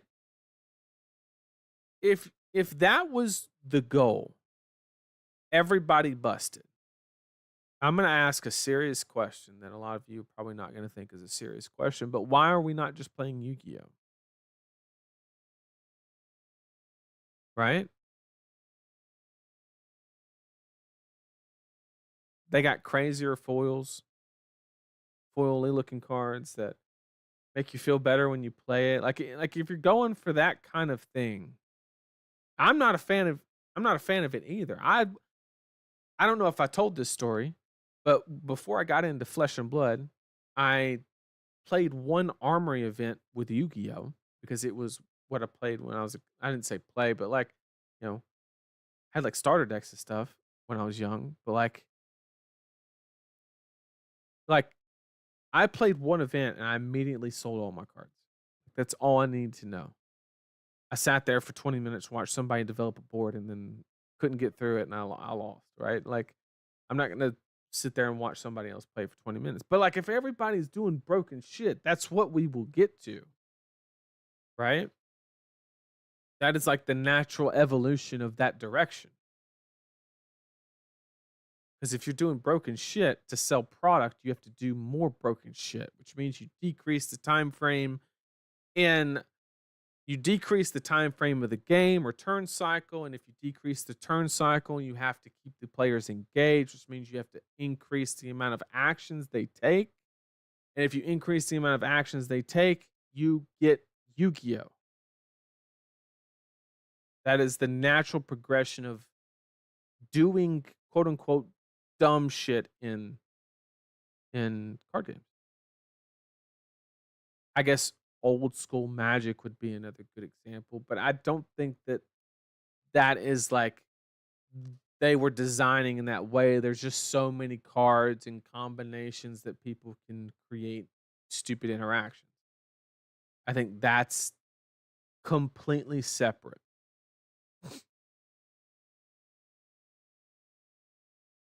I think we are in a transition period in Fab where the intersection between fair and unfair is very tight. So I mostly agree with you. Yep. Luminaris Angels Glow ain't leaving the format anytime soon. As an X-Wing player, the phase 2 scares me. X-Wing is miniatures? I hope I'm right on that. I think X-Wing is miniatures, right? Mechanics that are fundamentally broken still exist, but they're printing fair, more interactive things at the same time. I think it's a process that'll take long because of how the LO system. Yeah, but okay.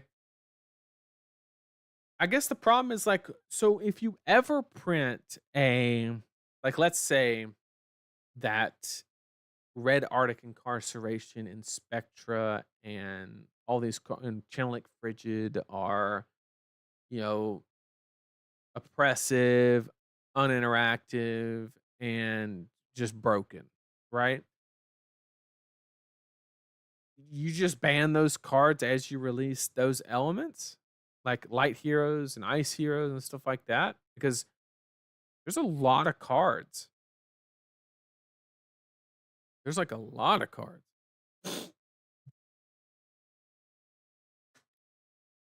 You don't want to play Yu-Gi-Oh because you shower. Bro, that's so true.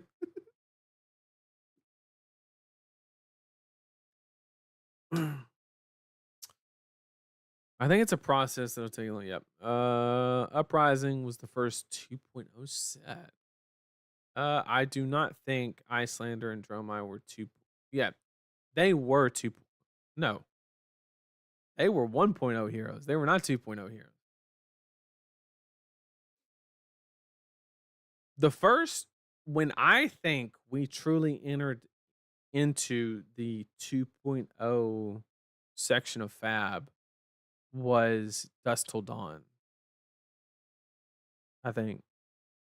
Yeah, and then Prism got fucking fucking buffed by the weapon and it threw everything out of whack. So Prism was a 2.0 hero and now she became a 1.0 hero because of the weapon. But I think they initially played it pretty safe for good reason and then they just got it a little too far, I guess. I don't know. And I don't hate that it's good. It's just not interactive. It's not fun to play against. It creates extremely polarized matchups because stuff does not. I think it was earlier. Yeah, Dynasty is a good example. Yep. Um, yeah, hero wise, Outsiders was it just gave tools to other heroes, Zillion, Lexian, kind of pushed them a little too far.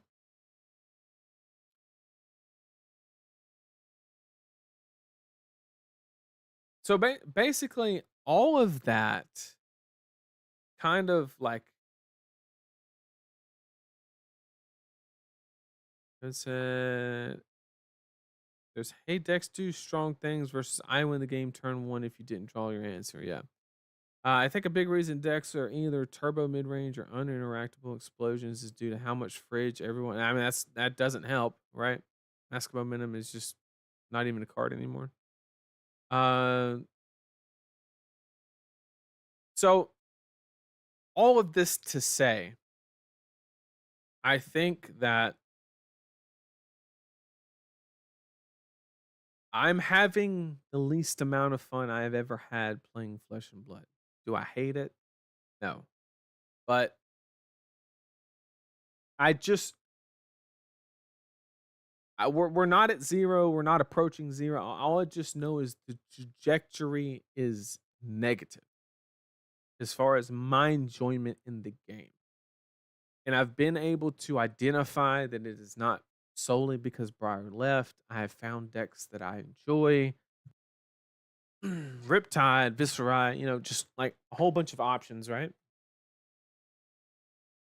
But I think it's just the game state. And I refuse to play a hero that has a 90-10 matchup because I just don't want to sit there for 30 minutes. Like, I'm not going to spend $400 on a plane ticket to sit across from a Prism playing Kano just to feel like the design of the game failed me. Not variance, not could have played better, but the match was decided when we flipped our hero cards.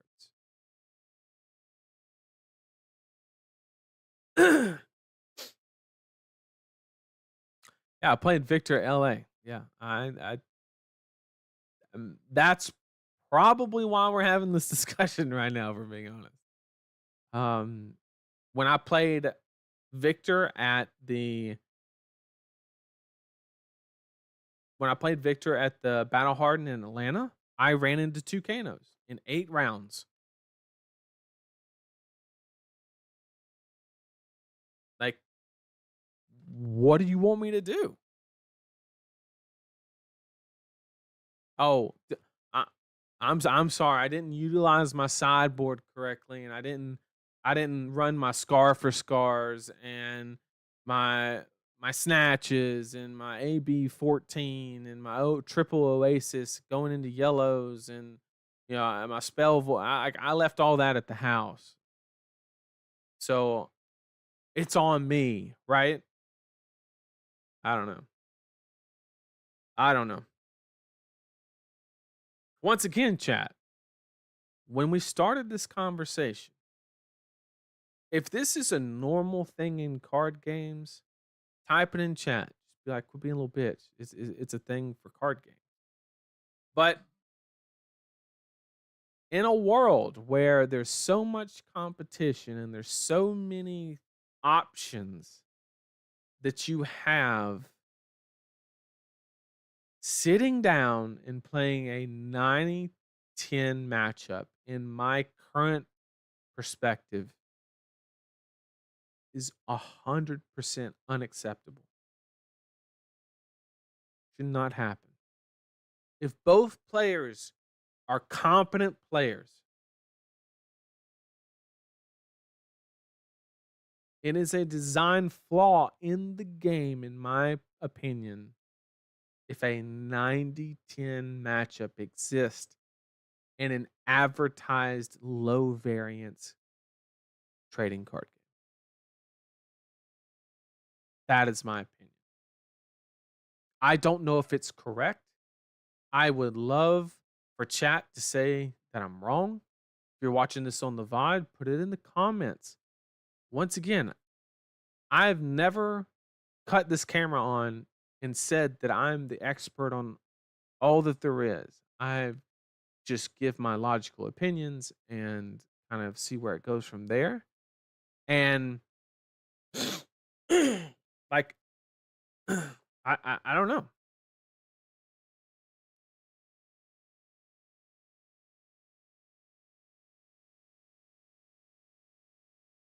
You think CLF and CMH should have been symmetrical effects? No, because then it would never be played. This is why me and the guys and I play with cashed out of Magic. Modern became egregious matchup roulette. It is just normal in card games. Fab is the best there is, though, and Fab has always been the least offender. Well, like, okay, that's what I thought when I first had these thoughts, right? I was like, okay, it's got to be worse everywhere else. And so I started digging into Magic, and if you do the math behind the variance associated with the lands and the best of 3 and the mulligan and stuff and the improved mulligan system, your bad matchup is way better than 90-10. I don't care what deck is playing what deck.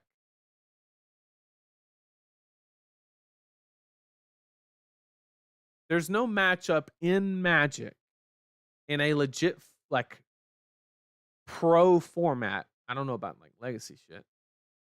I think that you sit down and legit have a 90% chance to lose the match, right? If you factor in all the land variants and the best of 3 math and stuff like that, there's no shot.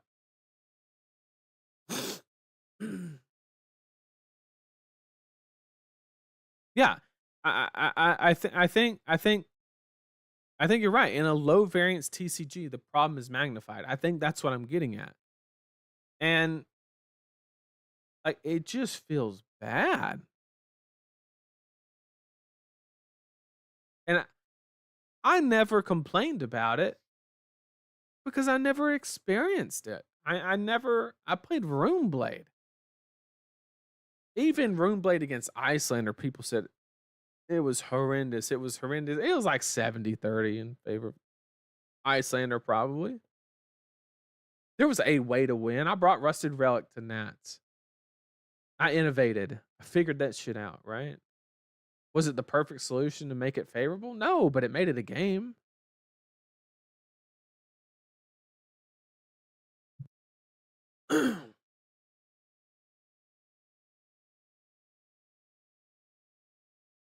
I think the real problem is you value your time too much.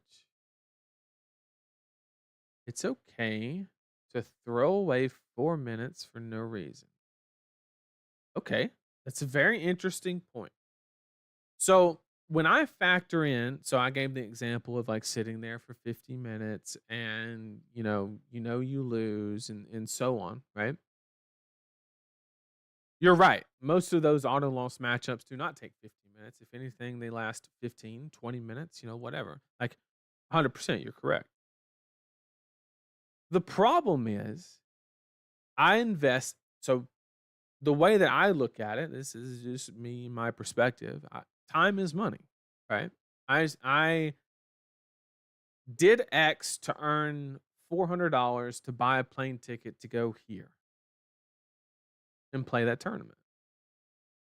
And the tournament was advertised to me that if you work your ass off and you practice the right way with the right people, with the right ethic, you can perform. You're not going to win. You need a lot of luck to win and stuff like that. You need to rip sigil at the perfect time. So, we all know that, but you can perform well. But then I sit down at a 90-10 matchup, and it doesn't matter that I worked my ass off. It doesn't matter. Am I saying that this happens every time? No. But what I'm saying is it happening one time is too many. I really do. So when I factor in quote unquote wasting my time, I factor in the whole trip, right?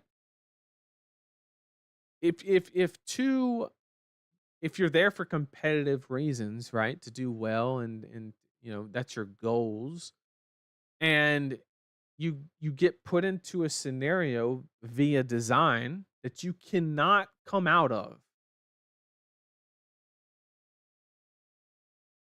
then the match time wasn't wasted, the trip was wasted. The elo that I was accumulating throughout the year was wasted. All these things, like, it's not just the time in match, there's so many other aspects. So I agree with you. It's probably not 15 minutes that you're sitting there losing your 90-10 matchup, but depending on how far you travel, there's a lot of things to factor in. 90-10 matchups, let me get caught up in chat, sorry, I'm falling behind. 90-10 matchups are solves in other games due to best two. Yeah, that's what I'm saying. Like in Magic, you have 2 of 3 land variants that kind of, there's a reason to sit down and play it. There's a reason. It's very normal to have 70-30. I'm perfectly fine with 70-30. Perfectly fine. How much of that is truly the players seeking their own 90s instead of being okay with more 60s? I mean,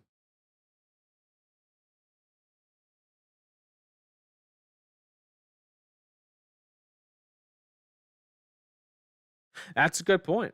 That's a good point. John, you how much of it is somebody push the matchup to 90 versus me? I mean, like, okay, so if you have a stacking Kano with the D reacts and stuff like that, your Guardian matchup is a 98-2 if both players are competent, I would say. If you have a traditional Kano like Majin runs where you don't have D reacts and you just have like higher spell curves and lower spell curves and you just sideboard that way, then the matchup's like 90-10. So I do agree that certain decks kind of push that threshold, but I don't think the delta between 90 and 98 is acceptable. Are 90-10 matchups a result of how low variance? Yes. So it's the combination of the low variance and design mechanics, I think. I don't want to state a fact because I don't know it to be true, but I think that Magic has the same type of bad matchups, but they have land variants, they have best 2 of 3 and all these things, which makes it where no Magic match is a true 90-10. I think the nature of Living Legend being the way that rotates occurs makes it so metagames difficult to curate, and I think it leads to more non-games. That's interesting. I don't know. Ask modern players, dude. Once again, I don't play MTG, so I don't know. Blizzard top deck 100% win rate. In modern, there are a lot of 90-10 games. If you know you lose, concede the matchup. Yeah, but like, okay. So you have a format within Magic that you are electing to play, right? Because if you're playing modern, you're actively not playing standard, pioneer, whatever. There's like so many fucking formats in Magic. It's absolutely ridiculous. But um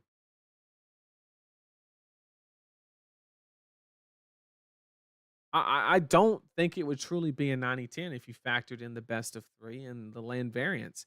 Is it atrocious? Is it a 75-25? Is it a 80-20? Probably, but I would I once again I don't play MTG, but I would really, really beg to say that I don't think it's a true 90-10.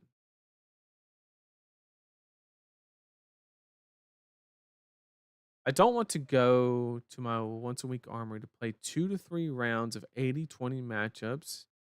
I go to have fun after work. So for armory, I 100% agree, Tom. Like 100% agree, right? Um, and my concern is when new players enter the game and they're exposed to those 90-10 matchups. That is what I'm concerned about. Is basically the 24 heroes in the format I don't know if it has anything to do with that because half of them aren't relevant.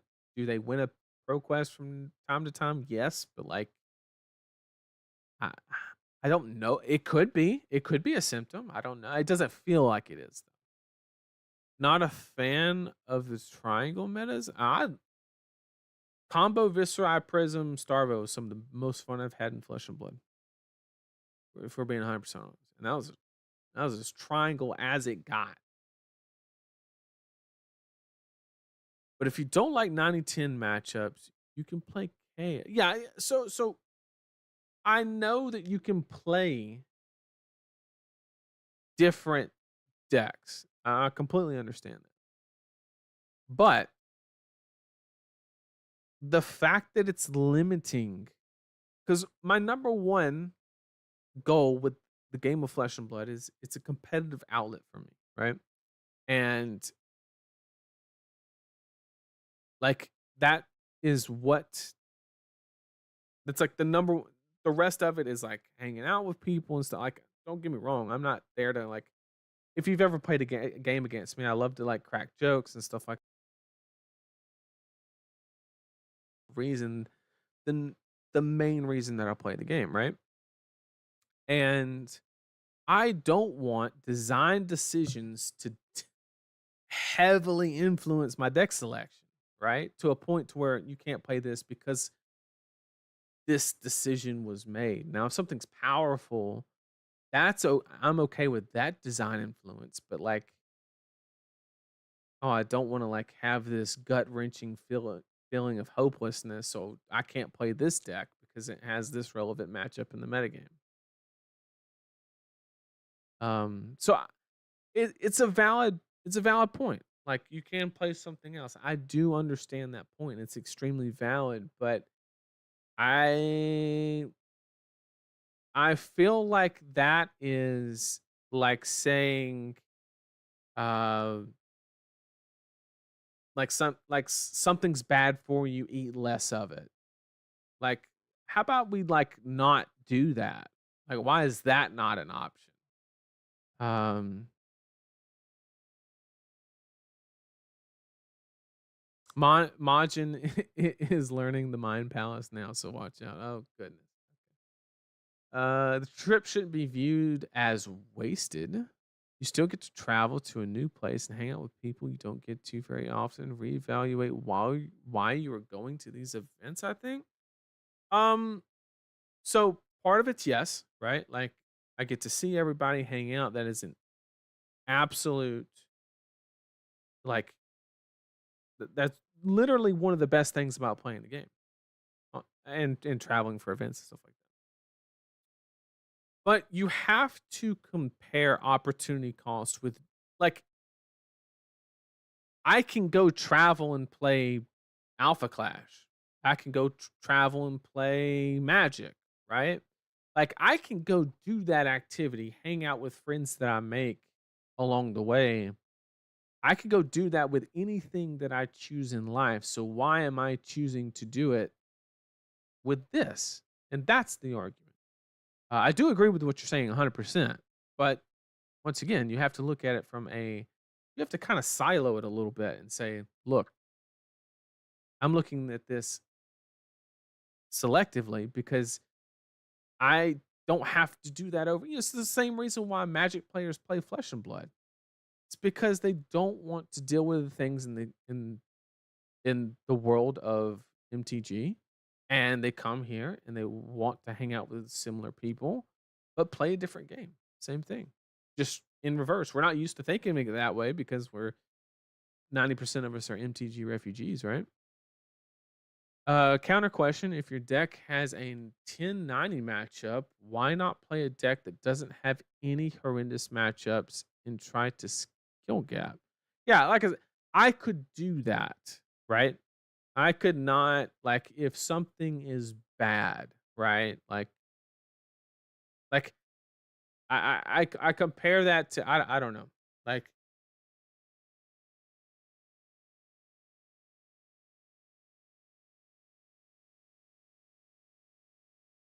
well, so Pierre, I guess the problem becomes what if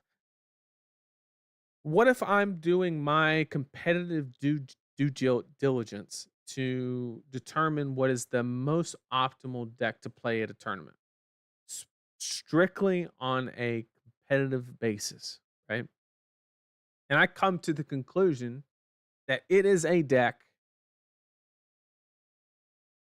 that has a 90-10 matchup or a 10-90 matchup or whatever the case may be. Then what do I do? Do I abandon my priority as a competitive player? Or do I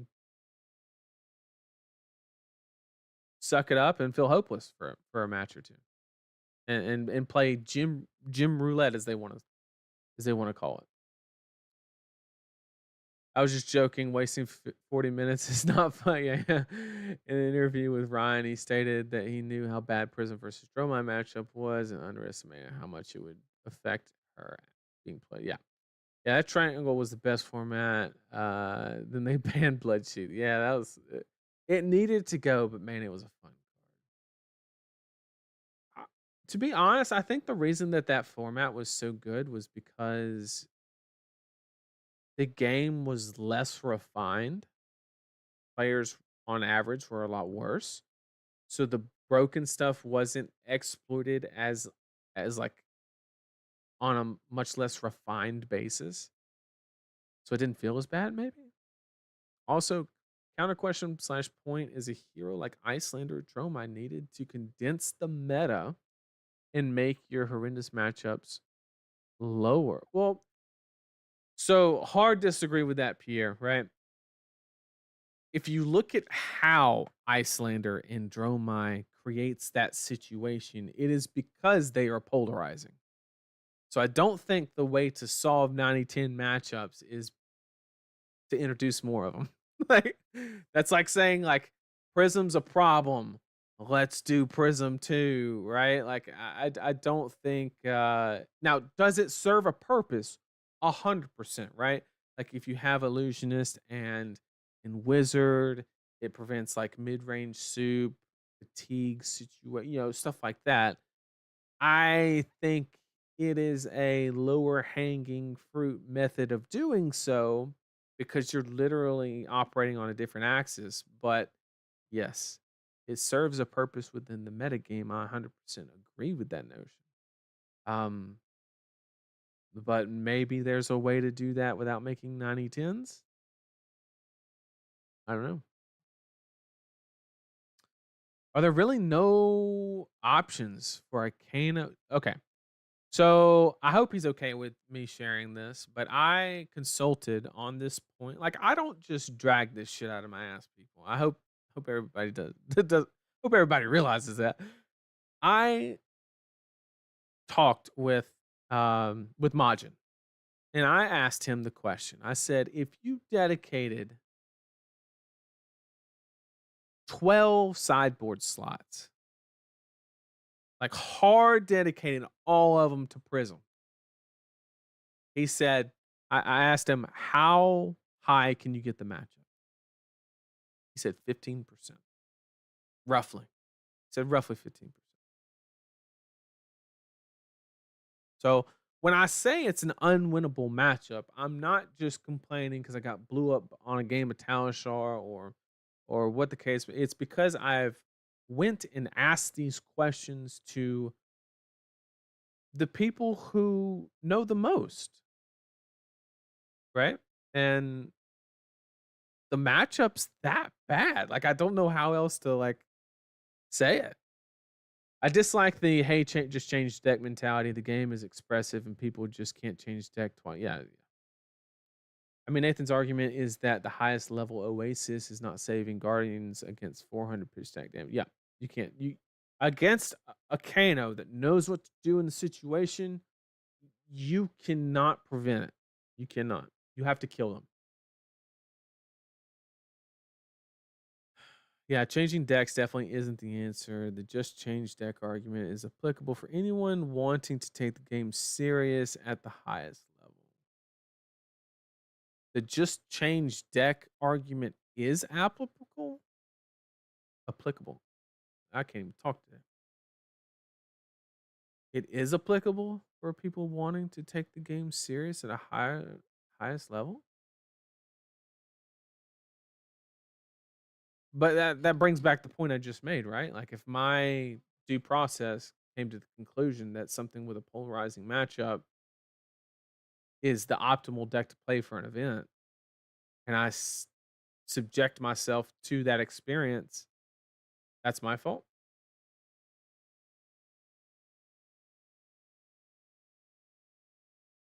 It's funny via the pursuit of variance reduction to make the game more competitive appealing. They made it considerably less appealing by causing pairings to be a material outcome driver. Yeah, and this is why when I started this discussion, I made it very important that I was leading with the notion that I'm asking questions. I don't know if what I'm saying, I'm just stating this is how I feel about the current status of Fab. And that's why I literally said, I said, "Hey, chat, if you want to put in chat, hey, quit being a little bit like just do it, right? Like maybe that's the answer, but I need some logic behind it to justify it, right?" And I've been actively looking for those answers. I've been not investigating Magic to play because I'm not going to play Magic, but like analyzing the variance structure of Magic and trying to compare it and say, okay, it's not an all TCG thing. I think it's a result of creating a low variance mechanic and then going a little outside the realm of design. I think flew a little bit too close to the sun with Wizard and Illusionist. I think is the um now there's an argument to be made that is that overall better for the health of the game? Maybe. I don't know, and I'm not going to claim to know. But what I can say is that it is currently resulting in s- something that I do not enjoy. That's just the conclusion of it. Gym pairings became the variance, yes. And when Jim so and that's a very good point because it's important for me anyway, because as a player, if I sit down and I play a match, and let's say somebody just high rolled the britches off of me, the way my mind works is I still analyze that matchup. I go back over it in my head and I say, was there any spot where I could have got more value or done something different or did this? Right? I don't do that when I sit across from a Kano playing Victor. There's no reason to. They're like it is when I say it's a waste of time, it is there's nothing to gain from it. There's nothing like half the time they're not having fun. I'm not like nobody's having a good time. And like I'm okay with getting the bad end of in-game variance and being like, man, yeah, I played the best I could and drew a bad hand. Like I played Runeblade for years. Like I did that a lot. And I was okay with it. I loved it. Had highs, had lows, right? But it's just something about somebody flipping over a hero and deciding a match. I it does not sit well with me. I don't know what it is. There are less viable decks in other card games than current Fab. Hence, the 90-10 issue is magnified in this meta. Okay. So you're basically inferring that the openness of the meta is magnifying the polarization. Okay. So nobody complained about Teklavausen v Dromai because nobody played Teklavausen, is what you're saying. Which makes sense, right? Makes perfect sense, right? Nobody complained that that existed except for the 4 Teklavausen players in the world.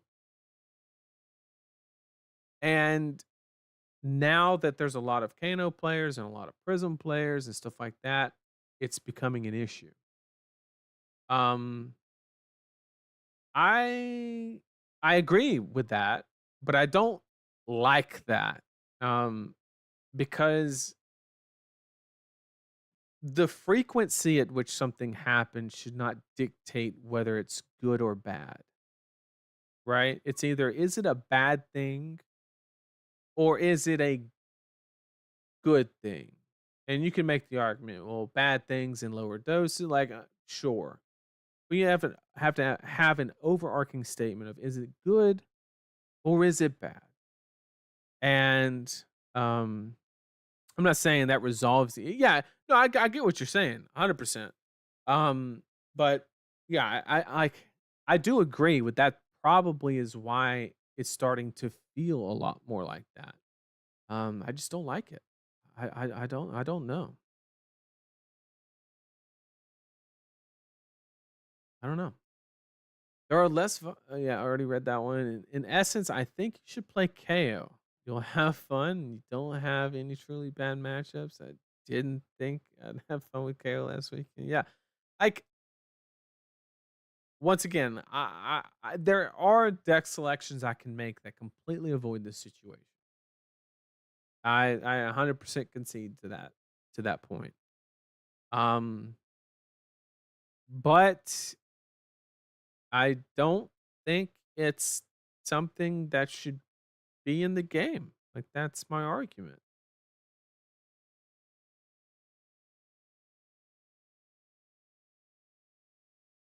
Like Spectra's bad for the game, and we as players could all agree not to play it, but that's not going to happen. Current Fab feels like you aren't allowed to main decks anymore. It's too risky now. I do agree with that notion.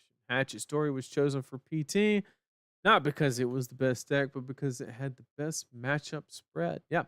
And I was a big fan of Hatchet Story. The second stream that I ever did on YouTube a year and a half ago was Hatchet Story. I loved that deck. And then immediately when the meta was like this mid-range soup value extract, I didn't play it because I just did not have fun playing the mid-rangey soup mirror kind of situation. It felt, I don't know, like just didn't do it for me. So is this critique the LSS doesn't have enough tools available for other heroes to help shore up those 90-10 matchups? If they want to, I think that's fair, but they also do a good job barring Prism and yeah.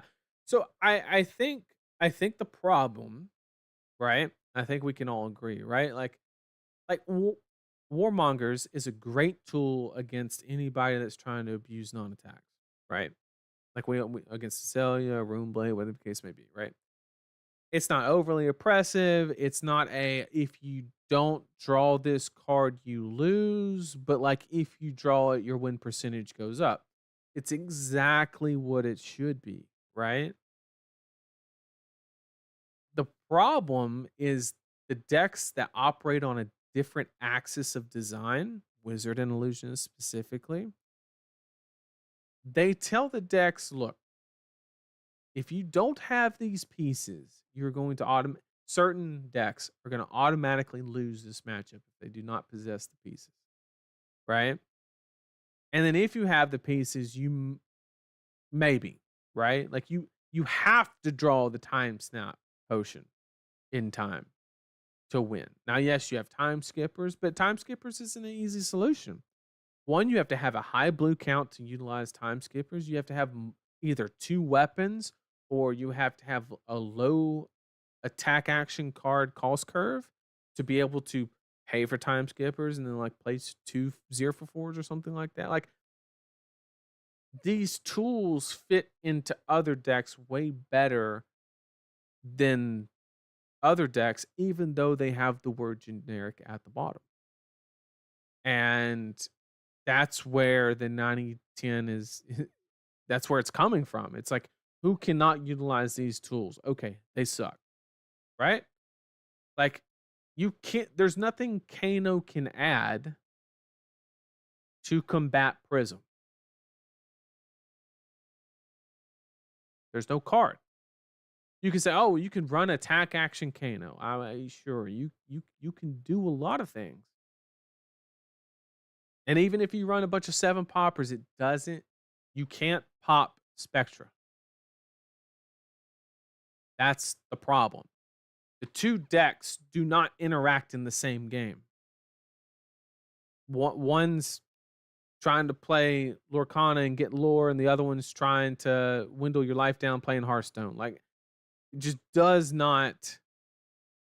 It's not the same game. It just isn't. And when you put those two decks against each other, it's very easy to see. It's two decks that do not belong in the same game at the same time.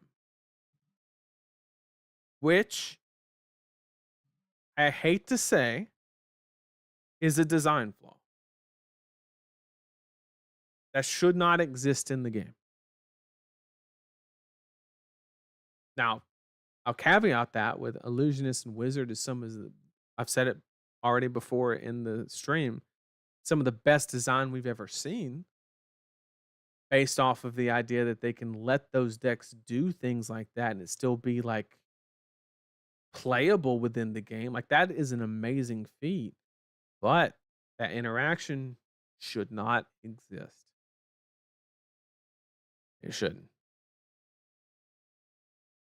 I'm not saying that result. Yep, Prism has always had 90-10 matchups and 10-90 matchups. It's just part of how she plays. Yeah, Michael, I 100% agree with what you're saying. Like, and we talked with it was Pierre that was making points about like the polarization existed back when we had the triangle meta of Starvo and you know Prism and Combo Viscera, right? The difference is everybody was doing broken shit. So it was like there was a sense of relativity there. Whereas now there's no relativity once you take out Kano and Prism, right? You just feel like you're doing something that's not on the same plane. Whereas before in that meta, there was no plane, was the point. Like everybody was just doing dumb shit all the time. It's the Wild West.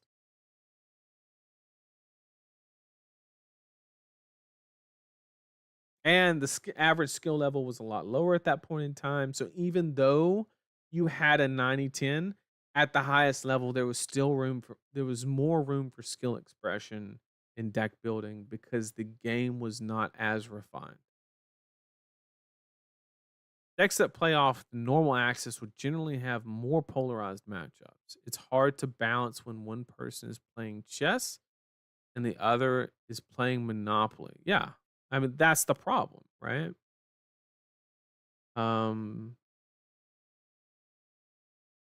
Decks that play off the normal axis have more polarized matchups. I think their polarized matchups are the ones that don't play on the axis, right? So it'd be the other way around. Plus, she's got access to all prevention in the world to counter his combo. Yeah. Could it be right that if there was a more aggro focused deck in this meta, like Primetime Fi, there would be less Prism doing well. Once again, I couldn't give two shits whether Prism won every ProQuest, one ProQuest, or anywhere in between. I don't care. I hold little like validity to the ProQuest winning results. I think that only 60% of ProQuest actually have the conclusion with a match of flesh and blood. I would say almost half are some form of concession. And therefore, who wins the event doesn't fucking matter. It just doesn't, right? Um, Now I would still to this day, I want they used to post top 8 representation. We back when it was when Lexi went on her tear that LSS stopped providing the top 8 data, the conversion rates, right? Like we've seen it anytime you watch the Pro Tour and they said, "Oh, 40% of the KOs made day 2 or top 8 or whatever they used to do that on the RTN in ProQuest level. Ever since Lexi, which I have my own theories that I'm not going to express on a public median on why it stopped at that specific time. Um, but that's when it stopped. And that is a data point. That is a like legit data point. Whereas um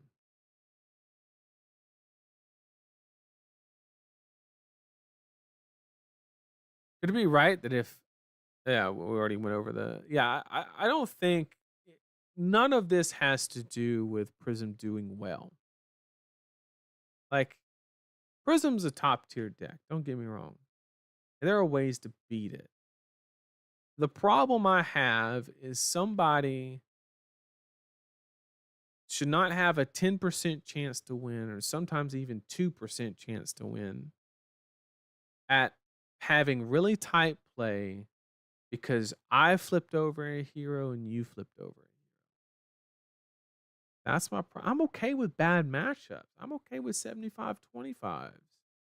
And I had a very similar conversation with um with Brian Gottlieb on Twitter about this. He was basically saying something about a Reddit post where people were complaining about a wizards and illusionists and stuff. And we had a good interactive conversation before he left Twitter or whatever. And we talked about like, oh, I think it's the polarization. And we said, okay, how do I fix it? And I said, include more cards like Oasis and tools like that. And he said, okay, well, what's the goal? I said, to give players hope. And one of his final points was he thought that I was dramatically like overstating the the difference between a 90-10 and a 75-25. And there's probably some validity to that statement. And that's why early in the stream, I don't think it's a mathematical number. I'm just using that number because it's easy to say if we're being honest. The the where the line should be drawn is when heroes are flipped over. The player feels like unfavored, but not hopeless.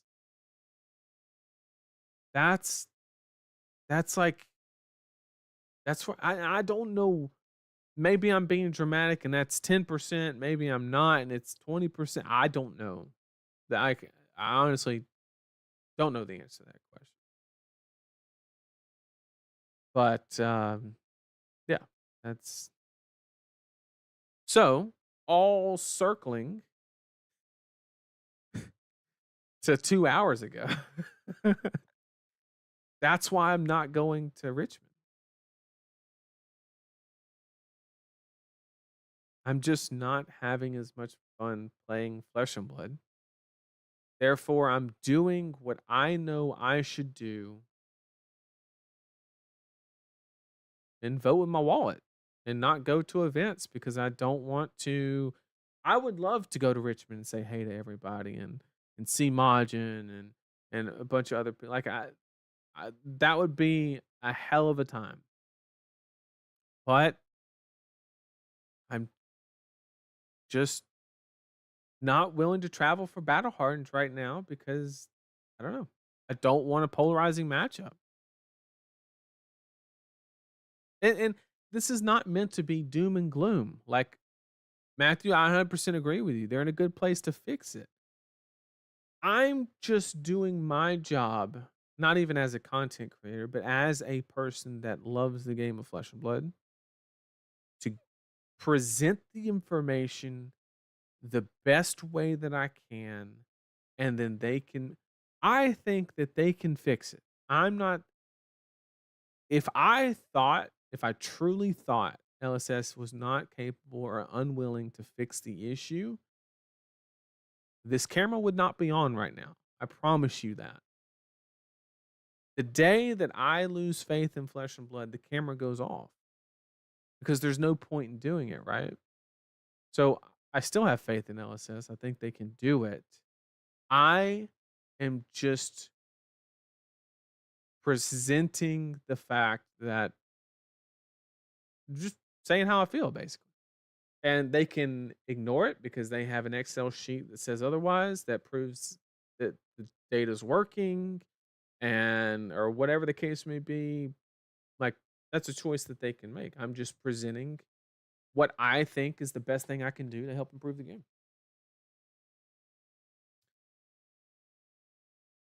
Sorry to change the subject a bit, no worries. Doesn't the whole value based game plan sometimes seem predetermined before the game starts, also? Okay, that's a little interesting. So doesn't the whole value based gameplay seem well? Yes. So that's where the very first statement of where I miss ice came from. Because right now in the game of Flesh and Blood, we have polarization and we have, okay, I have one blue, a big attack, or, like you draw your KO hand and it's like, KO is probably a bad example or whatever. There's no, there's no unseen disruption in the game right now. Everything is at face value. So they throw a CNC at me. I get to look at my hand, do a cost benefit analysis on the disruption, and make my decision. That is every turn cycle in Flesh and Blood right now. And then when there's not a CNC, it's very easy. It's this card blocks 3. Can I get more than 3 out of it? Does it fit the macro game plan of the match? And then make the according decision. But like when Ice was in here, man, like do I play around the D react? I need to stay off an Arsenal just in case that he does Ice react and I can put it in there. There was just so many more decision points, so many more points of like taking chances. And man, I haven't taken a chance. And the most ambitious thing I've done in Flesh and Blood is pop a gold token looking for another blue to pay for something.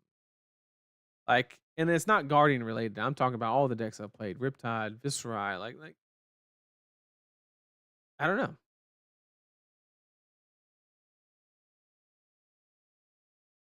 I don't know.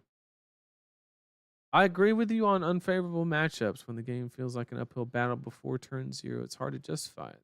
Trying to give warriors some tools and heavy hitters, for example, but still, yep. I think there's I think they're overall seeing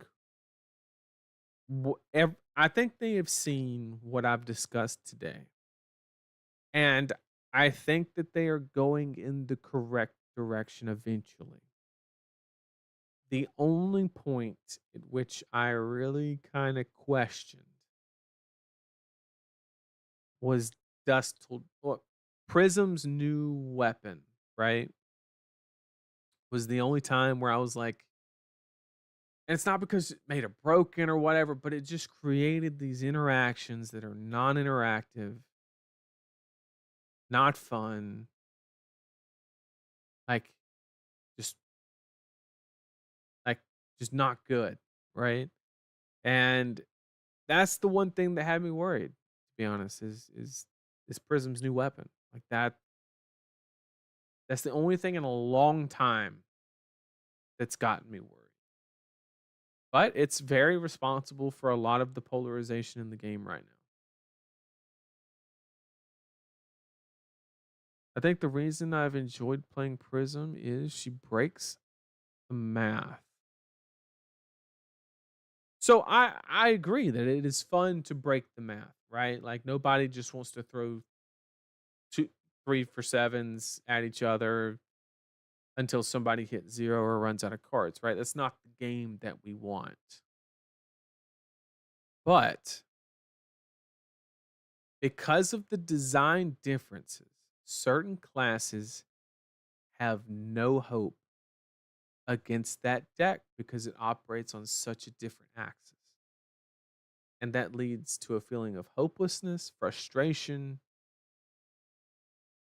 and I believe it's not good for the game.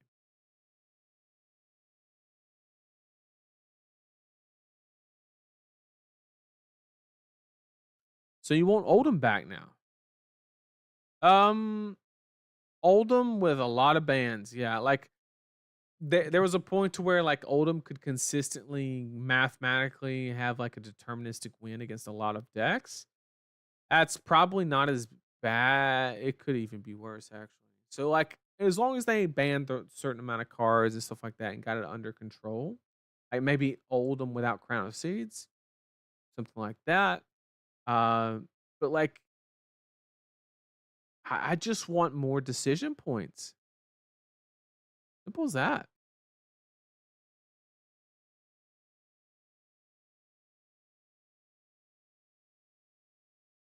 Every deck can beat Prism except maybe Kano.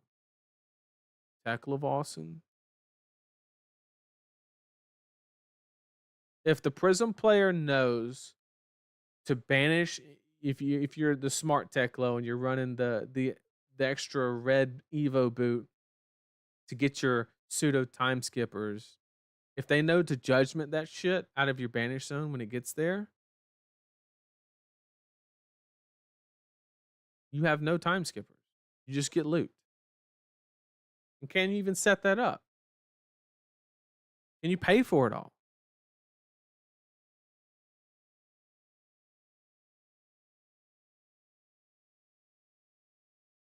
Teklo can beat Prism. Yes, he can. Teklo Prism's probably 80-20, if I had to guess.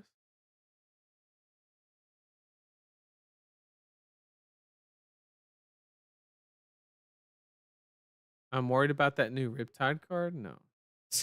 You ain't got nothing to worry about.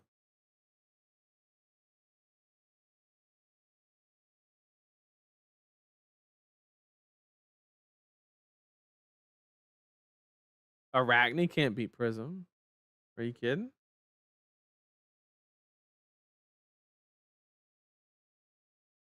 We can go through it.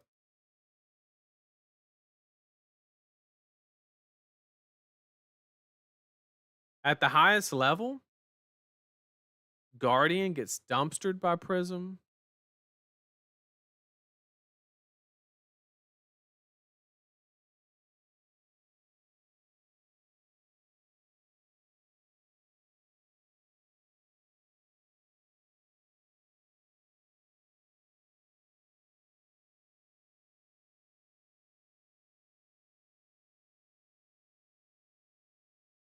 If you mill one of the loop pieces, sure.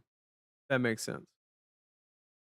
I'm not going off of Talishar data. At the very beginning of the stream, I literally called out the Talishar data saying that Victor into Kano is not 36%. I'm not going off of that.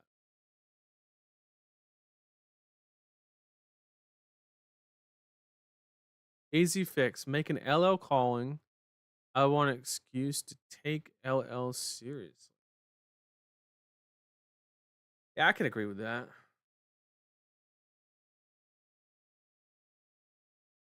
I just don't want the game to become like Yu-Gi-Oh, where every deck has a combo to win. Yeah, I mean, I don't think anybody does.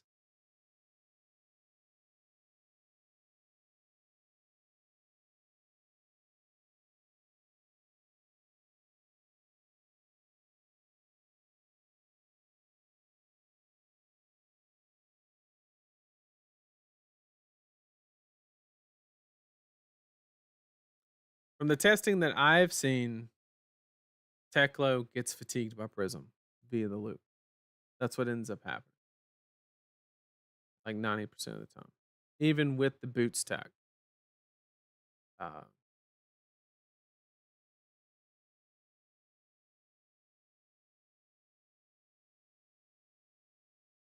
but yeah, I don't know. Uh, Victor with two hammers is decent. I've tried it. It is decent into Prism.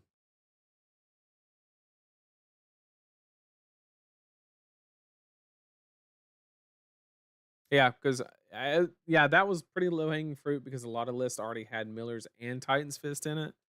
So it's really low opportunity cost to run the skippers, and then you can do the same thing with time snap as well.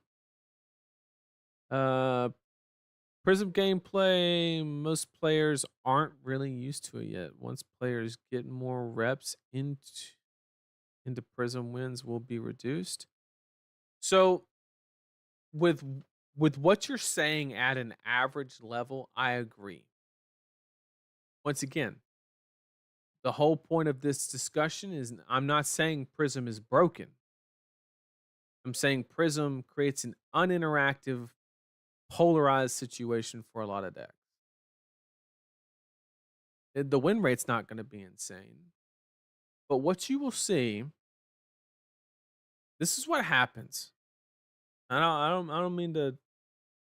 There's different levels of this game, right?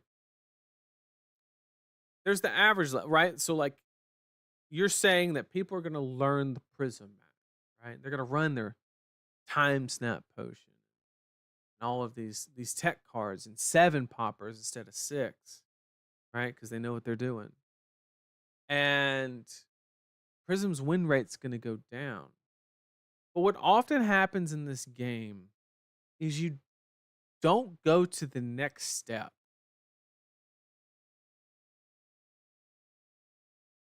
So what happens when the Prism players adapt?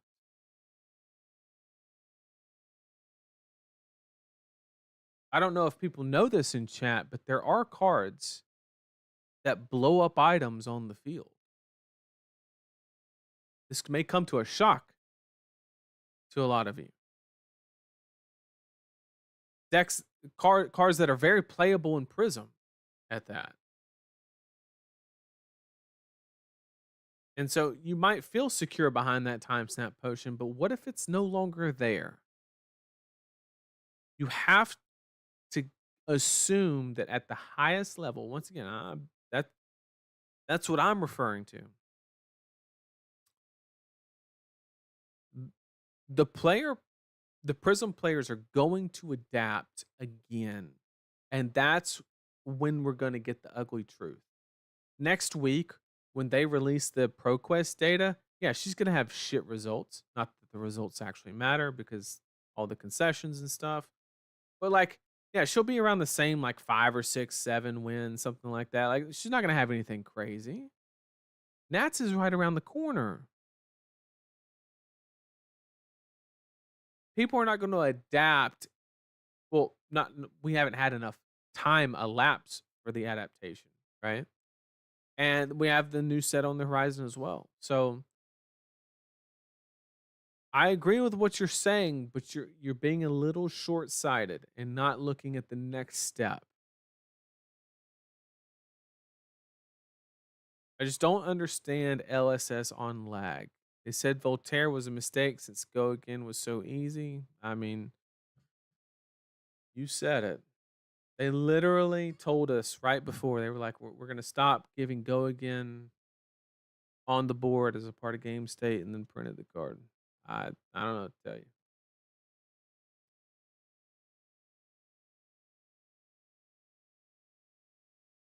And once again,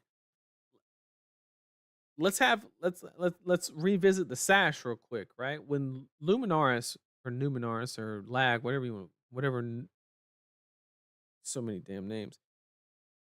Whenever that weapon was released, what was the reaction on Twitter? It was overwhelmingly negative. People were scared, right? And then nothing happened for a few months, right? Prism didn't do anything.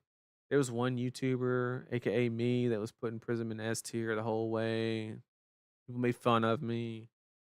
And, you know, here we are, right? And I really anticipate something very similar happening with Sash. It, when you look at a card, or I say not you, because the average person is very bad at analyzing new cards, horrendously bad. But when it's equipment specifically, it's very easy to look at it in a vacuum. And if the overall collective community says the shit's broken, it's probably because it is.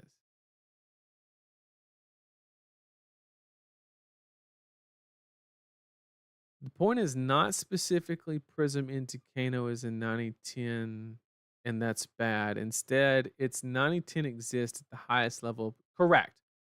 Correct. Because right, because Matthew, like if you have somebody that's new at the game, like let's be honest, a lot of us when we started, every matchup was a 9010, right?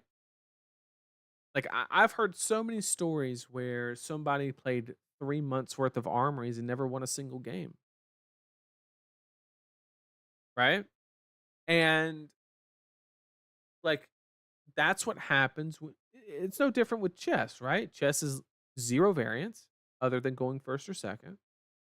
And if you are better, you win. Like it's that simple. But at the highest level, when somebody maybe isn't just better, and there's things like elo on the line that is supposed to represent your skill as a player, which I know it's not the perfect system, but you know, and you sit down in a 90-10 matchup and you lose 40 points.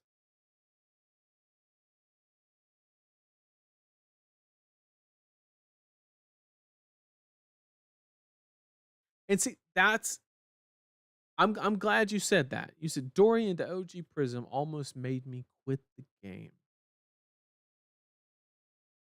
That's the whole point of this whole stream. Is that's what I'm worried about. I'm worried about people running in to these interactions and leaving the game. It's truly what I'm worried about.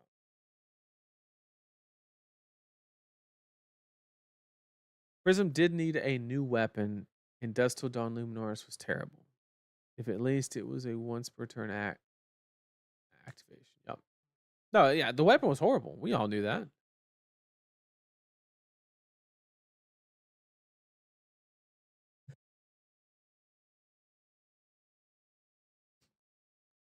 But that's why I didn't put her in A tier until the new weapon came out. That's when I started putting her in A tier. Just put the record straight.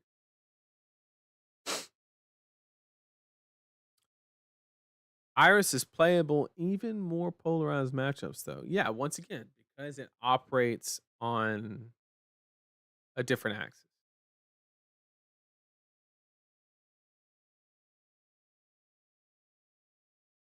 I'm sneezing, y'all.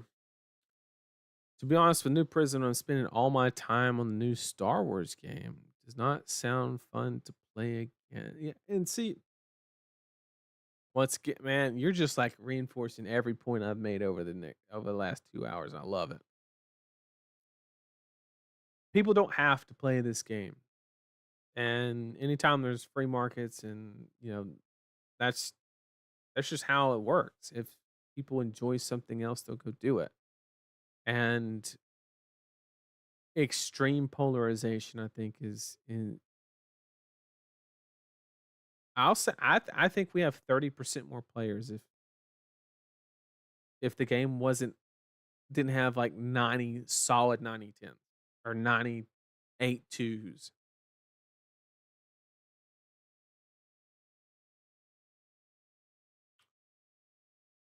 Mm. 2 for 5 was okay. Yep. No, it's just Spectra. It's Spectra and arcane damage, and like some people don't have the blues. Like those two mechanics just ask your deck, do you have something? If you don't, you die, right? Kano, you have to have raw, efficient aggression with a decent blue count, or at least some blues, and you don't really need them. And then the other way, so if you don't have an aggressive leaning deck, it's a shit matchup, or you operate with like Prism shit. And then Prism says, do you have action point economy? If you don't, sucks to suck.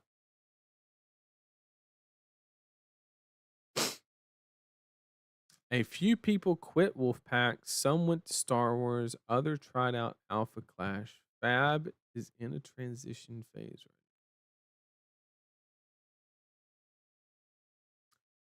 If Spectra was removed or changed, it would change a lot. I really think the game needs to survive. Yeah. Yeah. I think it needs it too.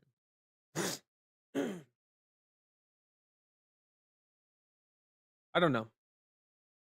It's interesting because it's a hard problem to solve because polarization is important in card games. If everything was 55-60, the game dies in 2 days, right? Because then it just becomes increasingly boring.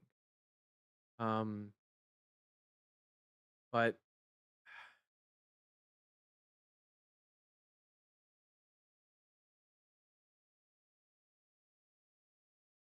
I just know the fact that 90-10s exist in a low variance TCG.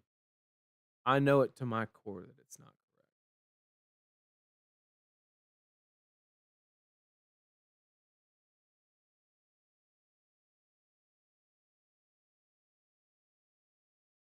But if anybody can fix it,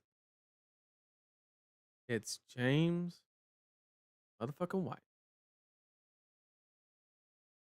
He can do it. Him, Brian, Devs.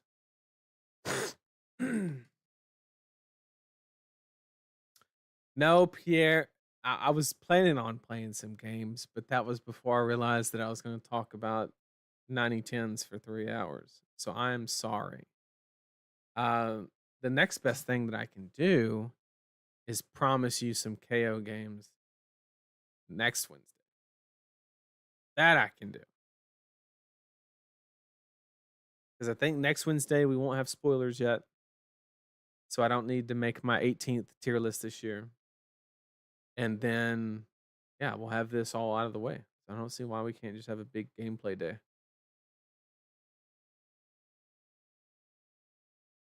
Imagine picking up new your first match is against Prism.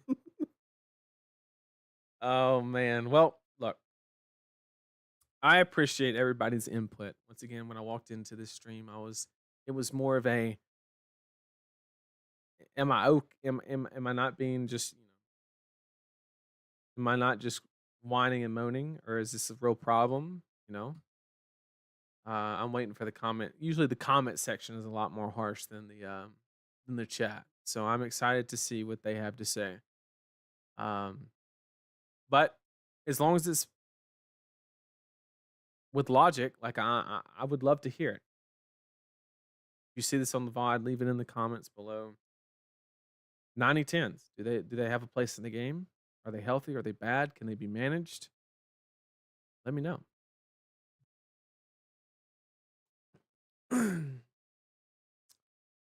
But I think that's gonna do it. I think that's gonna do it for the I should have just talked like this. I don't know why I made y'all look at tower shard data the whole time. Y'all should have said something.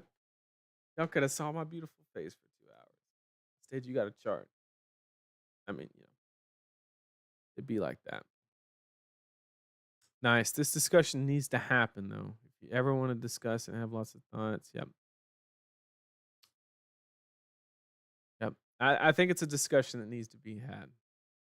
And I'm just doing the best I know how. Somebody with absolutely no TCG experience except this one, and just trying to figure stuff out. I just know I got a good logic thought process and trying to leverage it for the game. Simple as that. So, yeah, thank you for engaging in the conversation. I really do appreciate it. I'll be back Wednesday. We'll do some KO games. We'll be sashing it up. We're gonna be popping Sash all day in the next stream. We're gonna be doing all that broken shit. And looking forward to that. And if you go into Richmond or planning a PQ this weekend, absolutely best of luck. Hope you don't get a 90-10 matchup. And if you do, come back to this video, go to the comment section and tell me about it. Legit. Now, I'm not trying to farm interaction or anything silly like that. Legit. Tell me how it made you feel. What crossed your mind when you sat down, when you got up, when you was it I still love this game or why am I playing this game? And just let me know. That's a whole point of the stream was not to tell you guys I know something, but to say, "Hey, I got something. Is it good or bad or whatever?" So, I love the verification. But thank y'all. Have a good weekend. Best of luck. Take care, everybody.